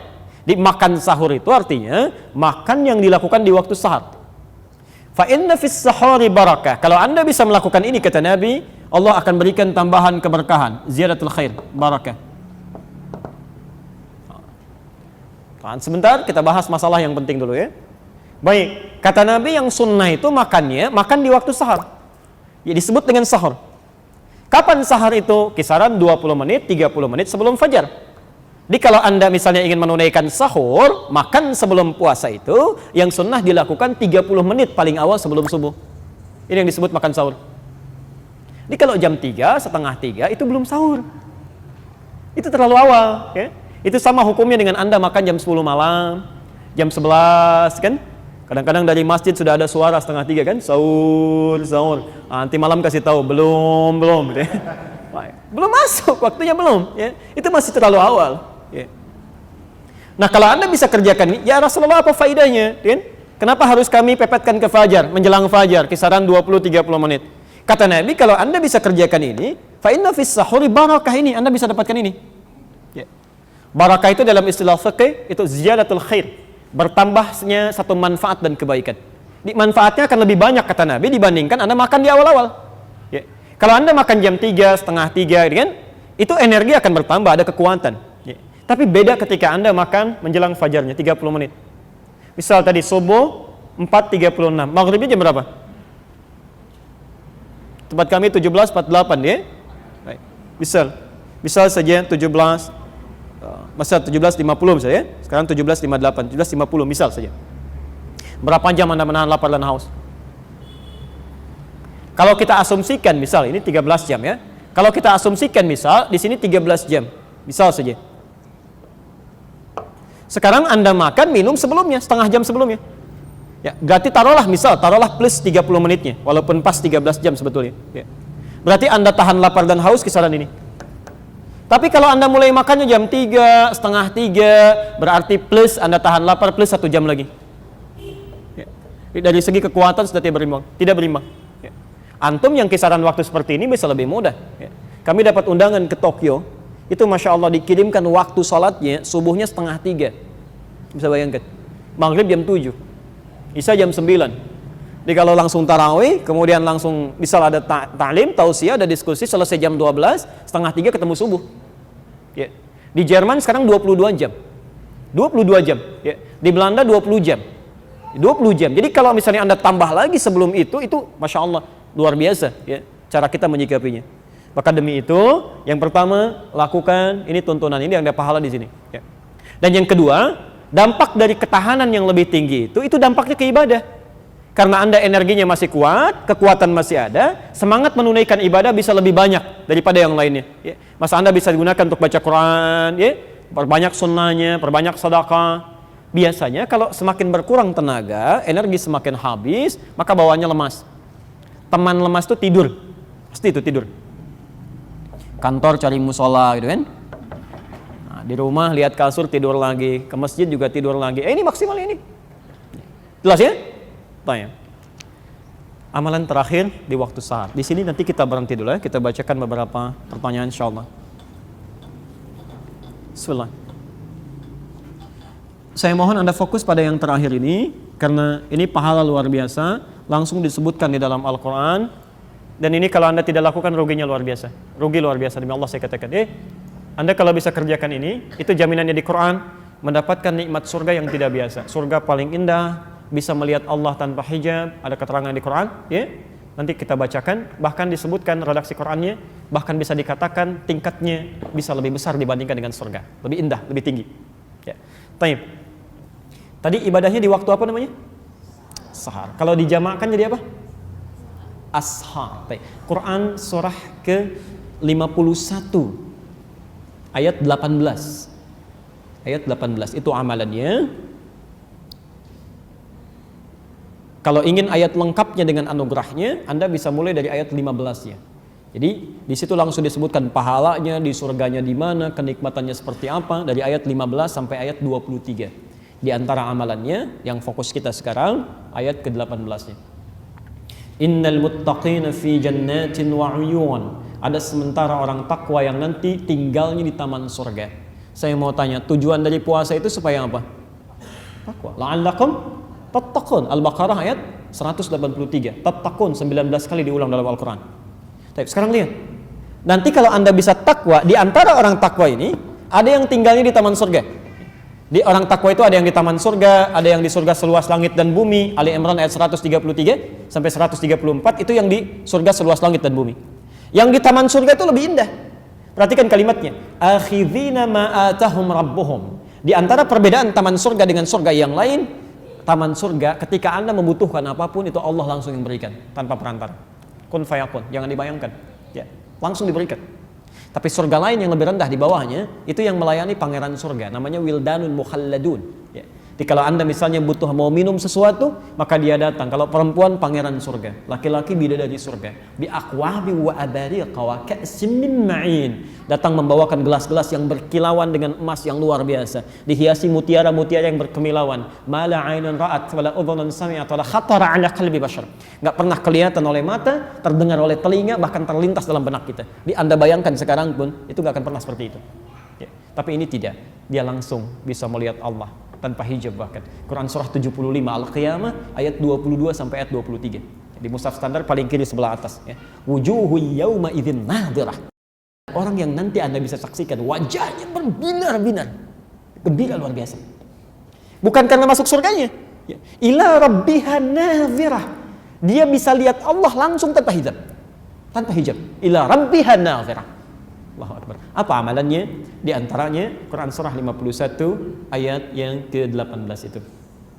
Wabil ashari hum yastaghfirun. Dan di waktu-waktu sahar itu mereka memperbanyak istighfar kepada Allah. Allahumma shalli ala Muhammad, istighfar. Minta ampun, istighfar. Jadi kalau bisa saya sarankan Anda bagi dua waktu sahar. Ya, sebagian buat makan, sebagian buat istighfar. Ya. Misal Anda makan 20 menit pertama, silakan nikmati, nyaman. Setelah itu selesai Anda tutup. Siapkan diri Anda untuk mendekat pada Allah. Itu waktu-waktu paling luar biasa. Bahkan di hadis qudsi nanti saya bacakan di akhir hadis qudsinya. Dan orang yang pertama menerima dari Nabi itu 31 orang sahabat senior. Dari Abu Bakar, Umar, Uthman, Ali dan lain sebagainya. Itu Masya Allah. Perhatikan ya. Yanzilu tabaraka wa ta'ala. Allah subhanahu wa ta'ala senantiasa mengamati. Ya. Senantiasa mengamati ila sama'i dunya, ke langit dunia. Di akhir sepertiga malam, akhir menjelang fajar tadi. Kemudian mulai berkata pada hambanya, fayaqulu ya ibadi, hei hambaku, siapa yang memohon rahmat kepadaku aku berikan, yang meminta aku kabulkan. Wa man istaghfara li ghafartu lah. Dan bila ada orang yang memohon ampunan kepadaku, aku ampuni seketika dosa-dosanya. Aku ampuni seketika dosa-dosanya. Saya mau kepada yang pertama dulu. Jika Anda bisa maksimalkan di sini amalan Qur'annya, wabil ashari hum yastaghfirun. Mereka beristighfar. Maaf, kalau mereka itu satu orang atau dua orang? Banyak orang. Banyak. Artinya Anda bisa amalkan bersama keluarga. Jangan cuma sendiri-sendiri. Coba lihat ya, dampaknya, efeknya kepada kita itu ketika Anda duduk selesai makan dengan keluarga, mulai simpan makanan, teguhkan hati kita. Yuk kumpul bareng-bareng, mulai ayahnya dulu ya, memberikan gambar. Ma, kalau selama ini papa punya salah termasuk pada kalian anak-anakku, mohon dimaafkan. Barangkali diamanahi oleh Allah sebagai seorang ayah tapi belum bisa jadi ayah yang baik dalam pandangan Allah. Mohon doakan papa. Sekiranya diambil lebih dulu, diampuni dosa-dosa papa. Ada rezeki yang belum sampai pada kalian, ya Allah mohon ampuni. Ibunya sambung, Pak, mama juga mohon maaf. Sekiranya belum bisa menjadi istri yang sempurna, mama bagi kalian yang baik, tolong doakan supaya lebih baik merawat kalian. Yang paling indah ketika anak-anak Anda berkata, maaf Pak, kami juga mohon maaf, ya Allah ampuni. Belum bisa jadi anak yang saleh, belum bisa menghafal Quran, memberikan mahkota di kemudian hari, ya Allah ampuni kami. Ketika semuanya sudah larut dalam kebaikan, tiba-tiba semuanya mengatakan, ya Allah ampuni kami, ya Allah. Ya Allah ampuni kami, astagfirullahaladzim, astagfirullahaladzim. Itu Masya Allah, turun ampunan Allah bagi satu keluarga itu. Ghafirallahu ma taqaddama min dhanbi. Selesai, diampuni dosanya. Ghafartulah kata Allah, diampuni dosanya. Kata Ibnu Qayyim Al-Jauziyah, jika Anda memiliki waktu yang sangat singkat, tapi punya banyak permohonan, maka dahulukan istighfar, perbanyak. Ketika Anda diampuni dosanya, maka Allah akan mengabulkan permohonan Anda bahkan sebelum Anda memintanya. Sebelum Anda memintanya. Saya berikan rumus turunannya di Quran ya. Ini tidak mudah memahaminya. Quran surah 33, Quran surah 3 ayat 31. Posisi paling kiri di atas agak ke tengah sedikit. Qul in kuntum tuhibbunallaha fattabi'uni yuhibbukumullah wa yaghfir lakum dzunubakum. Lihat kalimatnya. Qul, Allah menyampaikan, katakan Muhammad, in kuntum tuhibbunallaha, jika kalian serius mencintai Allah, fattabi'uni, buktikan cinta itu dengan mengikuti aku, ikuti Nabi. Jadi kalau Anda merasa cinta dengan Allah, ikuti Nabi. Bukan cuma salatnya saja, tapi aktivitas kita. Bangun, coba bagaimana lihat Nabi bangun tidurnya. Makannya seperti apa, jalannya bagaimana, coba kita ikuti pelan-pelan. Kalau Anda bisa lakukan itu, lihat turunannya ya. Yuhibbukumullah, Allah akan cintai kita. Cinta Allah. Sekarang perhatikan persamaannya. Saya pernah terangkan ini juga dalam kesempatan yang lain. Kalau Allah sudah mencintai seseorang, maka ternyata yang pertama diberikan itu bukan dunia. Bukan. Wa yaghfir lakum dzunubakum, Allah akan ampuni dosanya. Allahu Akbar, ampunan dosa. Jadi kalau Anda dicintai oleh Allah, maka pertama yang dilakukan diampuni dosa itu. Sudah habiskan. Kamu nggak usah punya dosa lagi. Pulang. Bukankah kalau ada seseorang pernah punya salah pada Anda macam-macam dan minta maaf, yang pertama Anda lakukan kan memaafkan dulu ya. Kalau Anda sudah senang kan Anda bisa berikan apa saja. Masya Allah, Allah ampuni dosanya. Jadi kalau ada yang dicintai Allah, diampuni dosanya. Sekarang lihat sini. Sifat cinta itu selalu memiliki sifat akan selalu memberi bahkan sebelum diminta. Coba perhatikan, ketika anak Anda lahir, saking cintanya padahal dia nggak minta, pakaian dibelikan yang paling bagus, ada mainan yang paling bagus, bahkan nggak pengen Anda belikan juga, saking cintanya tuh. Bukankah setelah dewasa Anda tunggu sampai minta? Kadang-kadang belum dikasih juga. Jadi ketika semakin tinggi tingkat cinta, dia akan memberikan bahkan sampai tidak pernah dimintakan sebelumnya. Jelas sampai sini? Jadi lihat persamaannya. Cinta Allah menghadirkan ampunan. Maka kata para ulama, orang yang persamaan terbaliknya, orang yang sering memohon ampunan kepada Allah, maka lebih cepat mendapatkan cinta dari Allah Subhanahu wa taala. Kalau dibalik, cinta menghadirkan ampunan. Berarti orang yang semakin lama, semakin sering minta ampun, semakin cepat mendapatkan cinta Allah Subhanahu wa taala. Kalau cinta Allah sudah datang karena sering istighfar, maka Anda jarang minta ampun, Allah sudah menyiapkan kebutuhan Anda. Coba mulai. Barangkali kita diberikan kesempatan sampai malam kelima ini, hanya sekadar Anda bisa melakukan itu. Bismillah, kenapa Anda tunda? Maksimalkan. Jangan banyak mainnya. Ibadi, khalaqtuka lil ibadah fala tal'ab. Kata Allah, hambaku, kamu ini saya ciptakan untuk ibadah, jangan banyak main. Jangan banyak main pada yang tidak penting, maksudnya, pada yang tidak penting. Tapi godaannya tidak mudah ya. Begitu Anda mau makan supaya suasana ada sedikit banyak, tidak terlalu sepi, Anda lihat TV ternyata racun semua isinya. Coba lihat, perhatikan yang tidak ada di luar Ramadan sampai ada di Ramadan. Orang tidak jelas tampilan macam-macamnya. Itu sesungguhnya ujian bagi kita. Matikan aja. Ambil suasana yang enaknya, manfaatkan. Cuma 10 menit kok. Nunggu besok lagi belum tentu hidup. Mau kapan lagi kita ambil? Barangkali mungkin, maaf ya, diantaranya juga ada doa-doa Anda yang belum dikabulkan karena Anda harus melakukan pada saat itu. Barangkali begitu. Cobalah mulai. Kadang memang setannya luar biasa tuh. Jam terbangnya tinggi sekali Pak, Bu ya. Begitu ibu mau mulai, kadang diajak main-main juga tuh. Pak, yuk besok siap. Baik, begitu dia mulai, Pak, mohon maaf selama ini mama belum sempurna, banyak salahnya. Emang, kadang-kadang tutup masuknya itu. Perlu penyesuaian ya. Bismillah, mulai. Saya simpan sejenak ya. Bismillah, Ustadz, bagaimana puasanya perempuan yang tengah mengandung, tengah hamil. Al-Baqarah, Quran surah kedua ayat 184, di posisi paling kiri sebelah atas. Ini biasa. Para ibu sekalian, khusus untuk para ibu, perempuan yang tengah mengandung, ya, maka oleh para ulama pertama sekiranya tidak mampu dia berpuasa, khawatir ya pada kesehatan diri bahkan janinnya, dia boleh berbuka. Dikiaskan, dianalogikan pada orang sakit dengan uzurnya, bukan karena penyakitnya.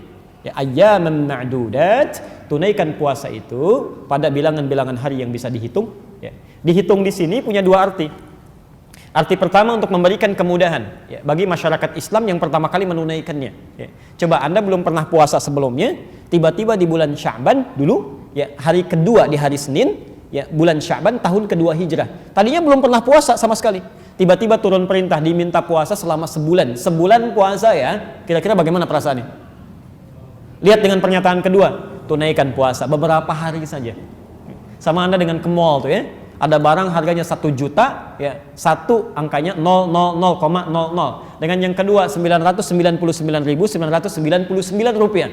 Mana yang lebih menenteramkan ke hati? Padahal cuma beda poin 0,1 kan? Itu yang pertama. Nanti litakhfif, ya, takhfif, wa taisir, untuk meringankan dan memudahkan menerima taklif. Ya. Yang kedua, ini kaitan dengan ayat selanjutnya. Supaya nanti kalau ada yang tidak puasa karena uzur, dia bisa menghitung bilangannya, jangan dihitung bulannya. Di ayyam, hitung harinya. Maaf, misal ente yang perempuan ya, tidak bisa puasa selama sebulan penuh Ramadan, jangan dihitung bulannya, hitung harinya. Hari ini nggak puasa, hari ini berapa jumlahnya? Karena bulannya bisa berbeda ya. Sekarang 29 misal, besok bisa 30. Nah, biasanya hitungan orang kalau sebulan 30 hari, padahal belum tentu. Jelas ya? Dan tahun ini 30 hari, insya Allah puasa untuk saat ini itu 30 hari. Jadi tanggal 4 Juli hari Senin 2016 itu bersamaan dengan akhir Ramadan, tapi posisi hilalnya itu masih di bawah ufuk ya. Karena ijtima'nya pas jam 18:03 waktu Indonesia Barat. Rumusnya karena masih di bawah ufuk, di bawah 0 derajat, maka rumus hadisnya genapkan bilangan Ramadan ke 30 hari. Ini insya Allah tahun ini 30 hari, baru digenapkan lusanya tanggal 6 Juli bertepatan dengan itu, insya Allah akan bersamaan dengan 1 Syawal. Dan siklus ini alhamdulillah ini siklus yang agak unik ya, dan Allah yang berkehendak dengan itu 5 tahun sekali. Nanti selama 5 tahun sampai 2021 diperkirakan dengan kuat di Indonesia akan sama awal Ramadan dan akhirnya. Insya Allah tidak menemukan perbedaan di situ ya.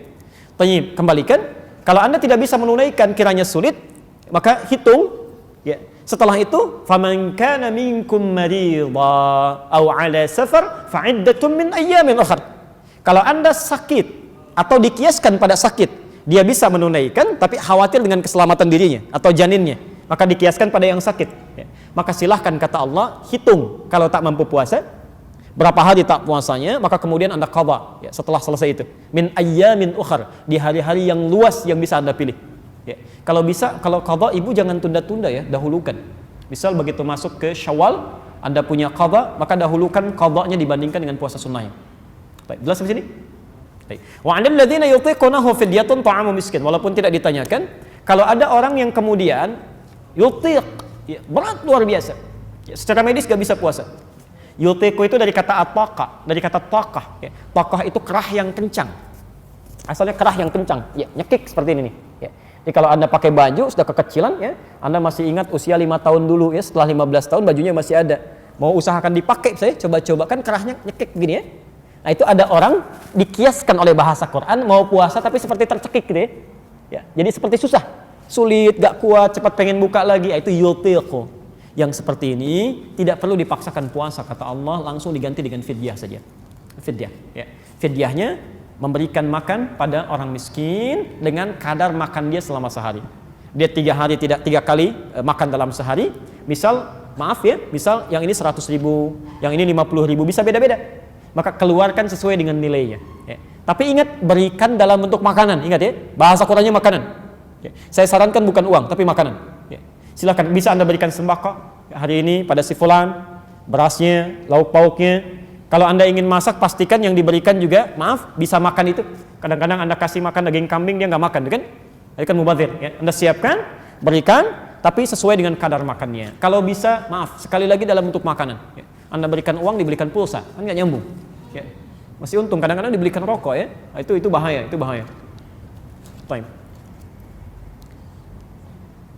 Ustaz, apa hukumnya jika 10 Ramadan terakhir kita mabit di masjid, salat malam, doa hingga menangis, apa hukumnya? Apakah untuk perempuan salat syuruk harus di masjid? Taib, hukum beribadah di masjid 10 hari terakhir i'tikaf ya maksudnya. Bahkan ada bab khusus. Ya. I'tikaf itu disunahkan. Sunnah muakkadah. Ya. Apa hukum itu berlaku? Kita belum selesai. Ya. Bagi siapa hukum itu berlaku dan bagaimana cara menjalaninya? Baik. Pertama, hukum ini berlaku bagi setiap muslim dan setiap juga muslimah yang memiliki keluangan dalam menunaikannya sesuai dengan ketentuan syaratnya. Ya. Pertama, laki-laki nggak ada persoalan. Ya, dia bisa i'tikaf di masjid, umumnya tidak ada masalah. Ya. Tapi untuk perempuan setidaknya ada 3 syarat yang melekat. Ini disepakati oleh ahli fikih. Ya. 3 syarat yang melekat. 1, terbebas dari fitnah. Ya. Jadi jangan sampai misalnya suaminya di rumah, istrinya ke masjid. I'tikaf di masjid itu nggak boleh. Ya, nggak boleh ya. Harus ada mahram yang sekiranya ada atau teman-teman yang sekiranya bisa memberikan rasa aman. Termasuk pakaian. Ya, pakaian. Oh, semangat i'tikaf tiba-tiba bawa pakaian yang maaf ya, menampilkan aurat yang tidak pantas dilihat, itu pun tidak baik. Yang kedua, aman dari segi tempat. Ya, ada tempat khusus untuk perempuan. Ini nggak boleh bercampur. Ya, nggak tepat kalau misalnya i'tikaf tapi perempuan laki-laki bercampur, bahkan sekatnya cuma kecil. Ya, Anda kan tinggal di situ. Bagaimana ketika orang sholat lihat Anda juga, gitu kan? Kemudian orang lewat lihat Anda istirahat macam-macam, itu nggak boleh. Ada sekat khusus tertentu yang tidak nampak, ya, dan nampak untuk yang lainnya, tidak terlihat aurat dan sebagainya. Yang ketiga adalah tidak adanya kewajiban di rumah yang berlaku khusus untuk perempuan. Sudah aman dari situ. Ada anak yang masih disusui, masih dirawat, perlu perhatian, itu Anda nggak usah i'tikaf, di rumah saja. Dan masya Allah berita baiknya, kalau mau dicatat silakan di Al-Bukhari nomor hadis 2996. Saya bacakan aja hadisnya. Idza maridal 'abdu aw safar kutiba lahu mithla ma kana alaihi muqiman sahihan. Masyaallah. Jika seorang hamba memiliki uzur, ya, atau bahkan uzurnya cuma safar, ya, safar. Saya mau safar nih ke Bandung, ya, nanti misal istirahat di kilometer 57, macetnya luar biasa. Ya. Biasanya salat sunnah karena situasi harus cepat, ya maka jamak qasar. Ya, jamak satukan zuhur dengan asar, misal qasar kurangi rakaatnya dari 4 jadi 2. Ya, tunaikan 2. Anda nggak sempat salat sunnah. Itu kata Nabi, walaupun Anda tidak menunaikannya karena terbiasa, itu pahalanya diberikan kepada Anda, tetap dituliskan. Ya, tetap dituliskan. Ya. Maka bagaimana dengan seorang perempuan, misal yang dalam keadaan sucinya selalu beramal, baca Quran, ya, salat sunnah macam-macam, itu dalam keadaan haidnya, itu pahalanya dituliskan. Semuanya, walaupun ibu tidak mengerjakannya. Demi Allah saya katakan, rugi seorang perempuan kalau dia tidak beramal di masa sucinya, itu saat haidnya cuma pahala fardunya aja, itu rugi besar. Ya.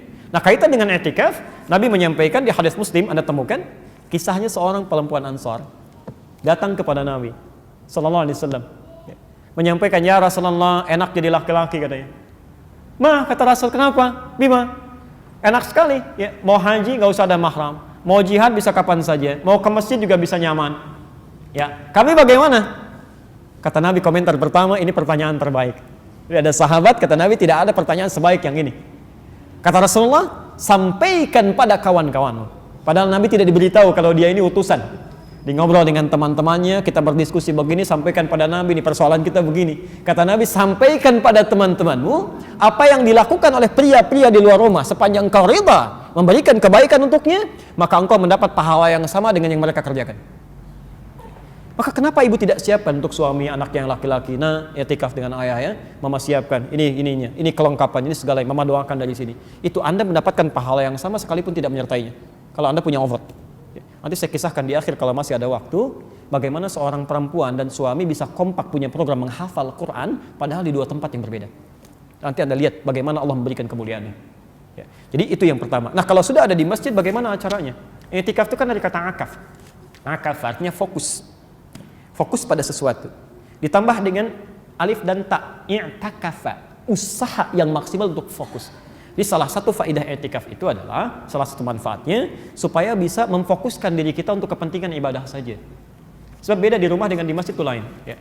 Antum di rumah, lihat kasur ingin tidur, lihat TV ingin nonton. Apalagi sekarang banyak sekali untuk laki-laki itu. Saya lewat spanduk aja udah ada nonton bareng Piala Eropa, ada Copa Amerika, ada macam-macam. Ada bioskop ini pindah ke TV. Anda bayangkan semua muncul di Ramadan tuh kadang-kadang.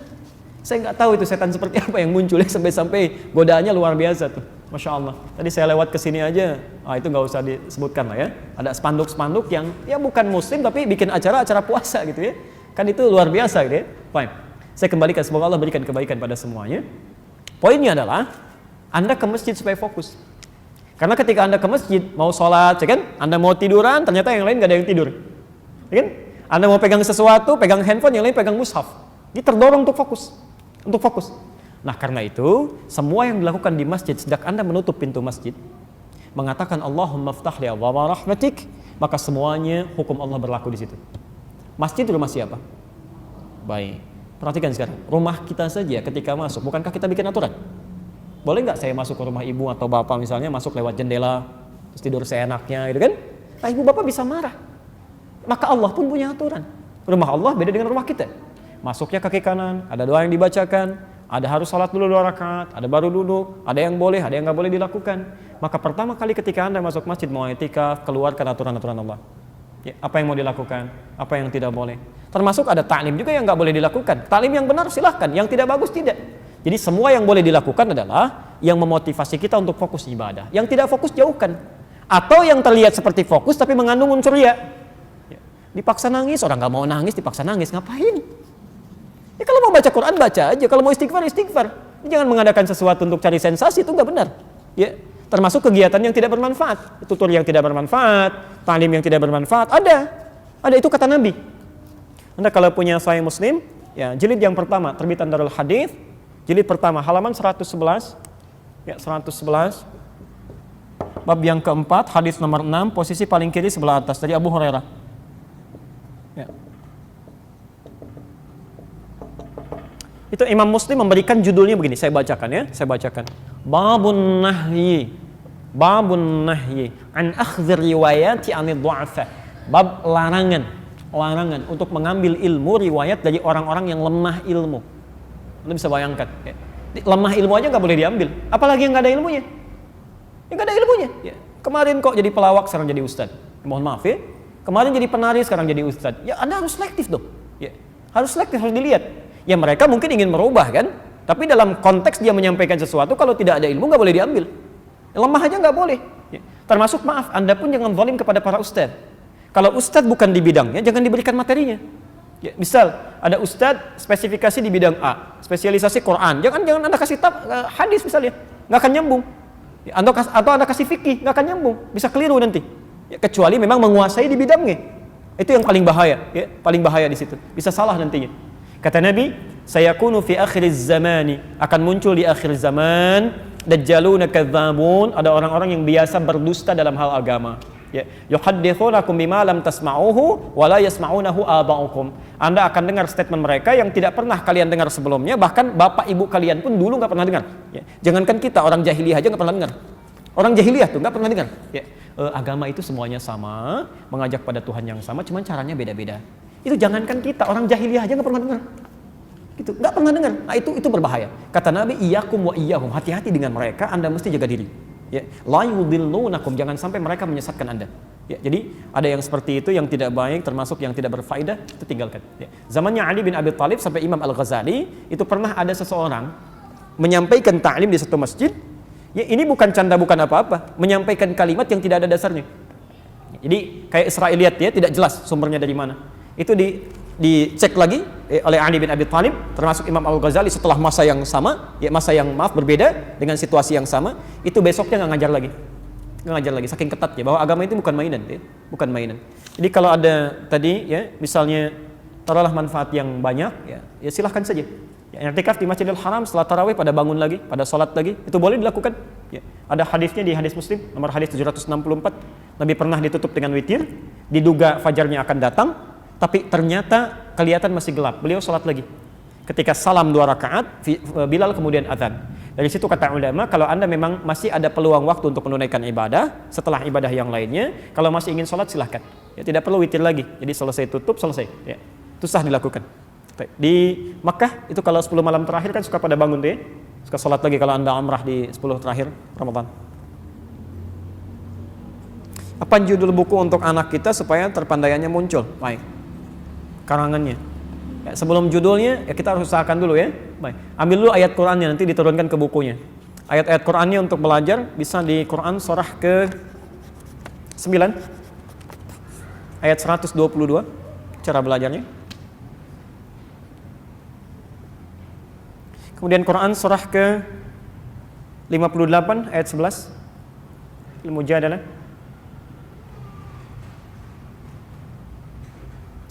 Hadisnya hadis riwayat Al-Bukhari Kitabul Ilmi, ya, Kitabul Ilmi nomor 71. Kalau punya kitabnya jilid pertama, ya, itu di sebelah kiri posisinya paling atas. Nomor hadis 71. Hadis Muslim nomor hadis 1389. At-Tirmidzi nomor hadis 2585. 2585 At-Tirmidzi. Dan Ibnu Majah nomor hadis 219. Nomor hadis 219. Nanti silahkan lihat sendiri. Nah, tadi buku yang tadi saya sebutkan namanya At-Tibyan. Jadi kaidah-kaidah ini dirangkum oleh Imam An-Nawawi dan dari pengalaman beliau 12 kali ikut ta'lim selama sehari. Ya, bukunya namanya At-Tibyan. At-Tibyan, ya. Klik aja, bisa di googling di internet At-Tibyan An-Nawawi, At-Tibyan. Ya. Ini tulisan Latinnya deh.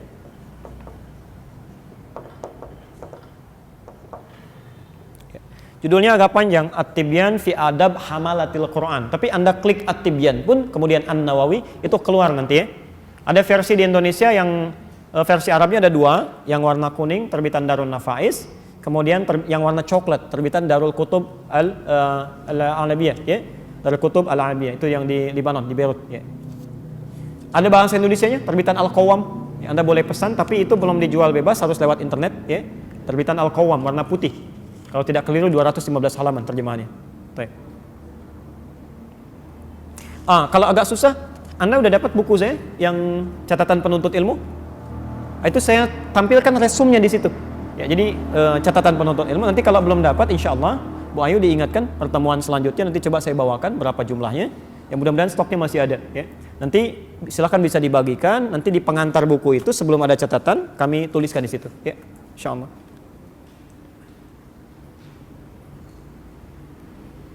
Baik, ini pertanyaan hampir sama tadi. Kalau sedang mengandung kemudian tidak kuat berpuasa, apakah kemudian mengqadha atau kemudian mengganti dengan fidyah? Kalau bahasa Qur'annya sepanjang mampu setelah itu qadha lebih bagus.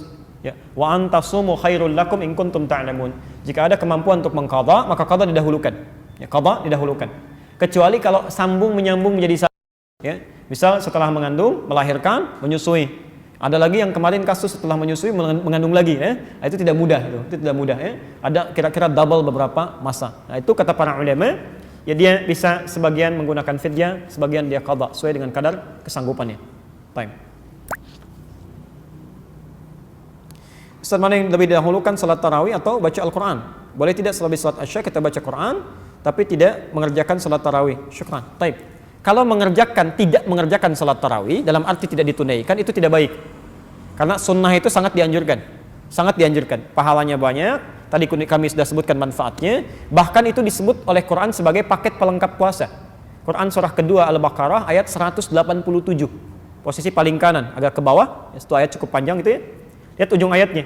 Tsumma atimmus siyama ilal lail. Kemudian sempurnakanlah puasa itu sampai dengan menunaikan ibadah malamnya. Ya.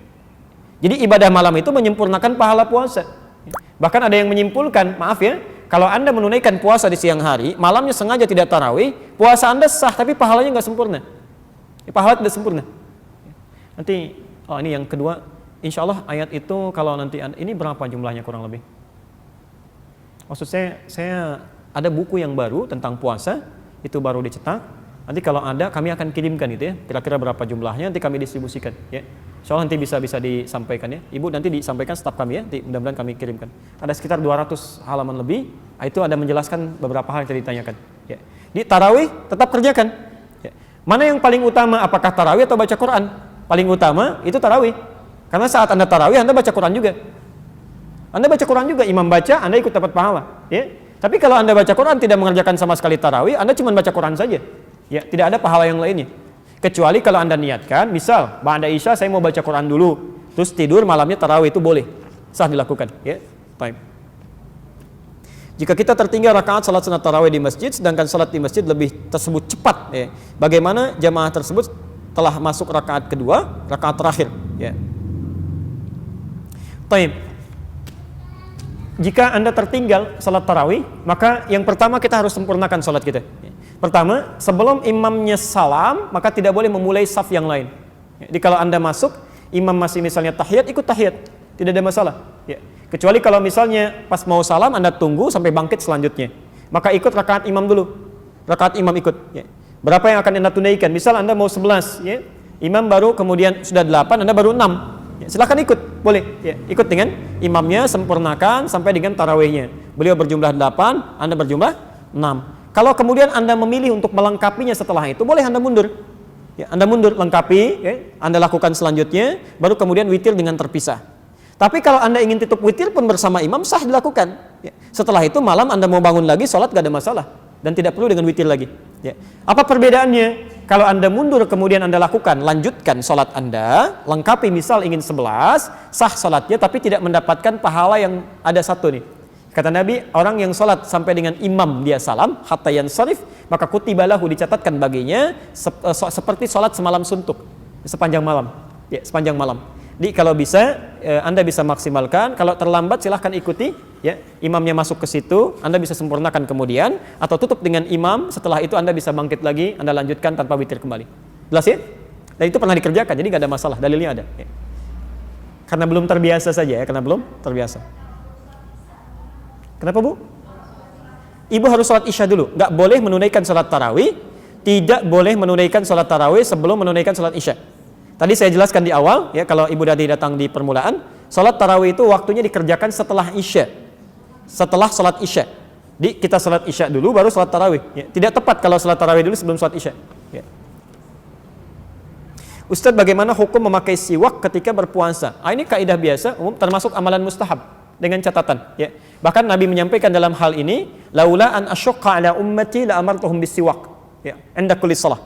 Dalam pembahasan ini Anda bisa lihat di halaman mustahab Kitabus Syam, ya, karangan At-Tarablusi di halaman ke-28. Tentang bab ini di halaman ke-29 paling bawah nomor 4. Ya. Kitabnya As-Syam. Warnanya putih. Taib ya. Nah kata Nabi, kalaulah tidak memberatkan kepada umatku, tentu aku akan perintahkan umatku untuk bersiwak setiap kali dia akan salat. Kata para ulama di siang Ramadan justru dianjurkan amalan mustahab. Ya. Jadi amalan-amalan puasa itu, maaf kalau saya agak cepat, ada yang amalan mujawaz yang dibolehkan, jaizatus syam, ada yang makruhatus syam, makruh dilakukan. Ya. Kalau yang boleh itu artinya nggak ada pahala, nggak ada dosa, bisa dilakukan saja. Ya. Seperti misalnya kumur-kumur saat wudu, ya. Kemudian saat di luar wudu tapi situasi panas luar biasa, ingin kumur-kumur boleh. Ya. Tapi kalau mengajak kumur-kumur nggak ada alasan, itu makruh hukumnya.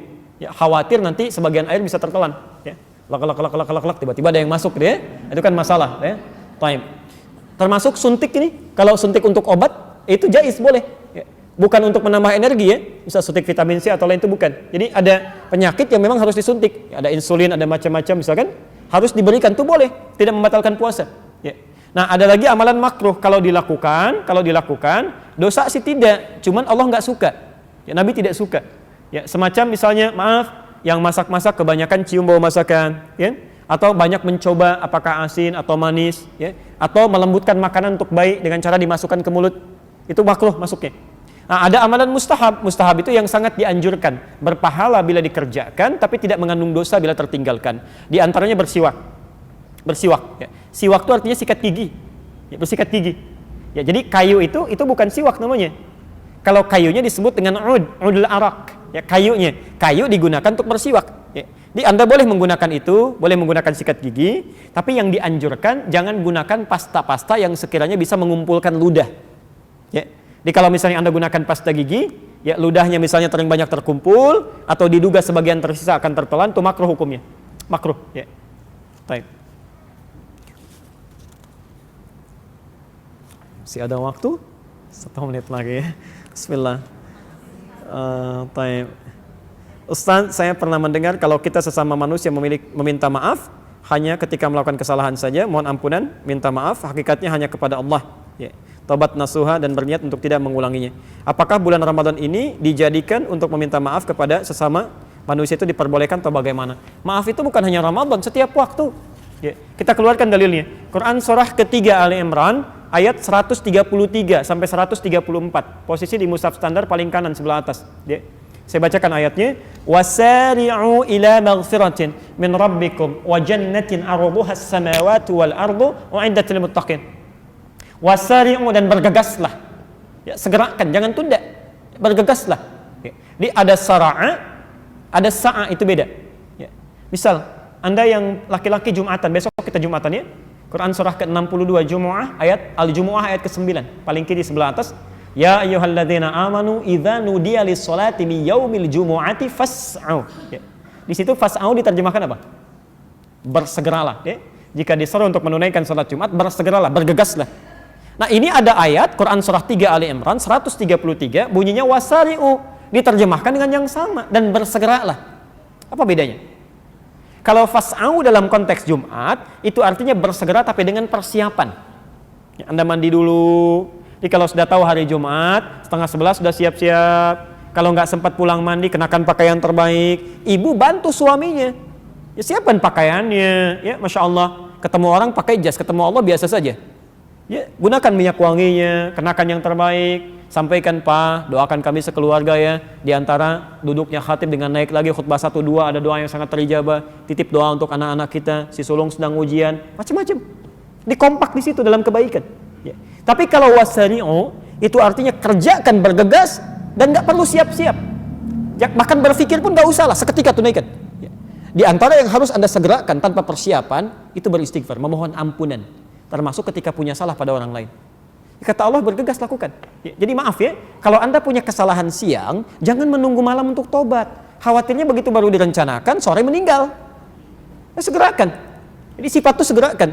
Jadi kalau Anda punya salah sebelum Ramadan, jangan tunggu Ramadan. Karena khawatir malaikat maut datang duluan. Ayo pulang yuk, tapi kamu belum minta maaf, ayo. Kan? Bahaya kan kalau begitu tuh. Hati-hati. Ya, jadi gak usah tunggu Ramadan. Nah, kalau sekarang Anda sadar saat di Ramadan punya salah pada orang, segera minta maaf sekarang. Segera. Ya. Bukankah di situ disebutkan, ya wa jannatin arduhas samawati wal ardu u'iddatil muttaqin. Ada orang yang seringkali memohon ampunan kepada Allah, mengevaluasi dirinya, kemudian dia bisa masuk surga seluas langit dan bumi. Ya. Ada seorang sahabat hidup di zaman Nabi. Di hadis riwayat di Musannaf Abdul Razzaq, riwayat Imam Malik, nomor hadis 20.559. Ya. Kalau Anda punya kitabnya, jilid yang ke-11, halaman 187. Dari Anas bin Malik. Mungkin dicetakan yang lain bisa berbeda. Ya. Ini yang kami temukan. Saya bacakan hadisnya. Ya. Satu kali Nabi SAW sedang duduk bersama sahabat di Masjid An-Nabawi. Ya. Tiba-tiba beliau berkata begini. Kata Anas bin Malik, "Fa'idha yaqul", tiba-tiba berkata, "Sayatlu' 'alaikumul 'ana min hadzal fajji rajulun min ahlil jannah." Akan nampak pada kita, pada kalian sekarang di pintu yang ini seorang lelaki ahli surga. Fa'idha rajulun min ansarin, tiba-tiba yang masuk seorang lelaki kalangan Ansar. Tantasifu lihiyatuhu min atharil wudhu, janggutnya masih basah dengan air wudhu. Tangan kirinya pegang sandal, masuk mengucapkan salam. 3 kali diulang-ulang, 3 hari berturut-turut, orang itu saja yang masuk. Abdullah bin Amr bin As tiba-tiba mengikuti orang itu, menginap di rumahnya sampai 3 malam. Disaksikan malam pertama tahajudnya biasa saja, tidak bangun dia, tidak serajin yang lain. Bacaan Qurannya tidak sebaik Abdullah bin Mas'ud. Ya, besoknya hari ketiga dia tidak puasa, tidak seperti yang lain. Ya. Ketika akan ditinggalkan bertanya, "Anda sih punya amalan apa?" Sampai disanjung oleh Nabi, ya, sebagai ahli surga.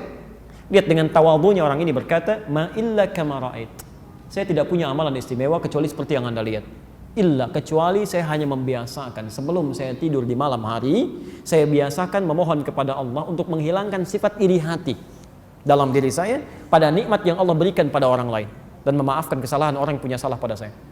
Anda bisa bayangkan. Ya, ibadah biasa saja, tapi sholat juga, puasa, cuma nggak terlalu sering. Hanya punya keistimewaan menghilangkan sifat iri hati pada orang dan memaafkan kesalahan orang. Kata Nabi, ahli surga itu, ahli surga. Ya. Maka coba kita cek sampai hari ini. Ya, kira-kira jangan-jangan ibadah ritualnya rajin, sholatnya bagus, puasanya masya Allah, tapi dengan orang tua belum baik, dengan tetangga belum baik, bahkan di rumah belum baik, kan? Ada celah pada orang lain, ada kata-kata yang belum dengan kelembutan. Kan tidak masuk akal, orang sholat semakin jadi keras, ya, lisannya semakin kacau, itu tidak bagus. Ya, orang ibadah itu pasti lebih lembut, lebih baik, tipikalnya baik. Ya, coba dicek. Jangan-jangan kita diberikan kesempatan untuk mengevaluasi itu. Makanya kalimat Qur'annya la'allakum tattaqun. Ingat, ini saya berikan satu informasi ya. Kalimat takwanya ini diungkapkan dengan kata tattaqun. Terulang sebanyak 19 kali di Quran. Ya. Semoga dengan puasa itu orang-orang puasa bisa takwa. Takwa itu semua kalimatnya terulang 115 kali di Quran, umumnya terbagi dua. Satu berbentuk ibadah ritual, ya. Al-Baqarah ayat 2 sampai dengan 4 itu. Dzalikal kitabu la raiba fihi hudal lil muttaqin. Apa amalannya muttaqin itu? Alladzina bil ghaib wa yuqimunas shalah wa mimma razaqnahum yunfiqun walladzina yu'minuna bima unzila ilaik ya wa ma unzila min qablik wa bil akhirati hum yuqinun. Rajin salat, rajin baca Quran, rajin infak. Jadi kita saat puasa dilatih itu. Baik, yang kedua, takwa kedua itu bentuknya itu hubungan muamalah, hubungan sosial, hablum minan nas. Tadi yang saya jabarkan di Ali Imran 133 sampai 134. Ini dua yang dilatih. Makanya saat kita puasa, kita diminta oleh Allah melalui hadis qudsi di lisan Nabi, yatruku ta'amahu wa syahwatahu, kata Nabi, fala yarfuth wa la yajhal, jangan mencela orang, jangan berkata kotor, tahan nafsu, jangan diprovokasi, gitu kan? Tahan ini. Nah, yang paling menarik, siapa yang berhasil puasanya? Kata Quran tattaqun. Tattaqun itu bentuk fi'il mudhari. Kalau dalam bahasa Inggris punya 3 makna. Ya, present, continuous, dan future. Di present ketika dia puasa. Ya, ada orang yang rajin puasa, rajin sholat, rajin baca Quran, rajin infak, rajin ngasih orang bukaan takjil, yang rajin ngasih sedekah macam-macam saat puasa. Tapi apakah berhasil puasanya? Belum tentu. Belum tentu. Allah ingin melihat continuous gak? Continue gak? Besoknya bagaimana? Jangan-jangan malam pertama penuh, selanjutnya mulai turun. Kata orang ada kemajuan, sapnya maju. Ya? Arti ada yang tidak sempurna. Baik, tidak sempurna. Termasuk future setelah Ramadan. Jadi kalau Anda ingin mengukur kesempurnaan ibadah puasa, nanti setelah Ramadan, bukan sekarang. Kalau sekarang yang lain juga bisa ikutan. Yang nggak pernah ke masjid bisa ke masjid. Yang tidak baca Quran, jarang baca Quran, bisa, masya Allah, bisa khatam itu. Ya, bisa 1 juz per malam. Nanti setelah Ramadan, kelihatan nggak? Makanya tattaqun. Dan Allah bisa menutup ayat ini langsung dengan mengatakan, kama kutiba 'alal ladzina min qablikum tattaqun, bisa begitu. Tapi ternyata diawali dengan kata la'allakum. Ya, terulang 68 kali dalam Al-Qur'an. La'allakum itu harfut taraji, huruf yang menunjukkan pada harapan yang bisa diraih hanya dengan kesungguhan. Artinya seakan-akan Allah memberi kesan tidak semua orang puasa bisa takwa, kecuali yang serius, yang sungguh-sungguh. Maka ada tersisa hamparan waktu bagi kita untuk serius, yang meningkatkan ibadah kita di bulan ini. Barangkali ini kesempatan terakhir kita untuk puasa. Kita tidak pernah tahu kapan kita pulang. Tolong maksimalkan. Ini terakhir ya, karena saya harus segera kembali. Kemarin saya tertahan macet 1,5 jam di jalan, ya. Jadi ada hak juga di sementara taklim yang harus kami isikan. Baik, yang tidak terjawab sebagian mungkin barangkali bisa ditemukan di buku kami. Tolong Bu Ayu di ini berapa nanti yang bisa kami kirimkan. Mudah-mudahan nanti Anda bisa baca itu. Saya kira berbagian besar pertanyaan ada di situ. Kami bisa jawab ya. Nanti ada fikih singkat Ramadan, ada tafsir dari Quran surah Al-Baqarah 183 sampai 187-nya. Ya. Baik, ikhlas sekalian, saudara-saudariku, Bapak Ibu sekalian, saya ingin memberikan nasihat. Pertama, sekali lagi saya memohon, kalau boleh saya mohon maksimalkan ibadah kita. Jangan sia-siakan Ramadan kita tahun ini. Ya, maksimalkan dengan ibadah yang tadi kita jelaskan. Ya, khusus untuk yang terakhir siang ini sampai menjelang maghrib, saya mohon maksimalkan 2 hal. Ya, 1, evaluasi diri kita seperti tadi kami sampaikan. Yang kedua, perbanyak sedekah. Ya, sedekah itu jangan dipahami dengan uang saja, tidak. Setiap kebaikan yang mungkin kita kerjakan. Kalau Anda di masjid temukan yang kotor, cepat ambil, pahalanya banyak. Ya. Yang kedua, ini pesan kami. Mohon isi hari-hari dengan yang bermanfaat. Yang tidak bermanfaat tinggalkan ya. Kata yang tidak bermanfaat tinggalkan. Perilaku yang tidak bermanfaat tinggalkan ya. Tiket ke surga semakin mahal sekarang. Kalau Anda mengira sudah cukup bekal Anda, ada yang lebih hebat. Ada anak sudah 4 tahun sudah hafal Quran. Coba kali-kali lihat tuh siang-siang bagaimana anak-anak kecil kita sudah mulai hafal Quran, sudah dekat dengan Allah, sudah mulai mau sholat berjamaah padahal belum balik kan. Maka bandingkan dengan kita yang sudah diberikan usia berlipat-lipat dari situ, berapa Quran yang sudah kita amalkan, sudah kita hafalkan, sudah kita bacakan. Terakhir, ini sesuatu yang sangat penting. Tolong rencanakan dulu amalan Anda sebelum dikerjakan. Kalau hari ini nggak punya rencana, besok rencanakan. Ya, misal, besok saya mau sholat berjamaah di mana? Berapa ayat Quran yang saya bacakan? Berapa ayat yang saya hafalkan? Mau sedekah berapa? maka itu akan menjadi hal yang paling utama. Ya. Di hadis yang keempat di Kitabus Siyam Al-Bukhari, itu Nabi pernah menyampaikan, ibu pernah tahu tidak kalau orang rajin puasa, puasanya benar, masuk surganya lewat pintu apa? Ar-Rayyan. Tapi orang juga harus paham bahwa ada pintu salat, ada pintu tahajud, ada pintu sedekah. Nabi memberikan isyarat, kalau bisa saya tanya dulu, mana yang paling utama saat di surga nanti? Pintu puasa, pintu sedekah, pintu salat, atau pintu jihad? Di ahli salat akan dipanggil lewat pintu salat. Ahli puasa dipanggil lewat pintu puasa. Ahli jihad dipanggil lewat pintu jihad. Mana yang paling utama? Pintu mana? Yang paling utama, usahakan semua pintu itu berebut memanggil kita. Ya, lakukan ibadahnya. Itu yang ditanyakan Abu Bakar.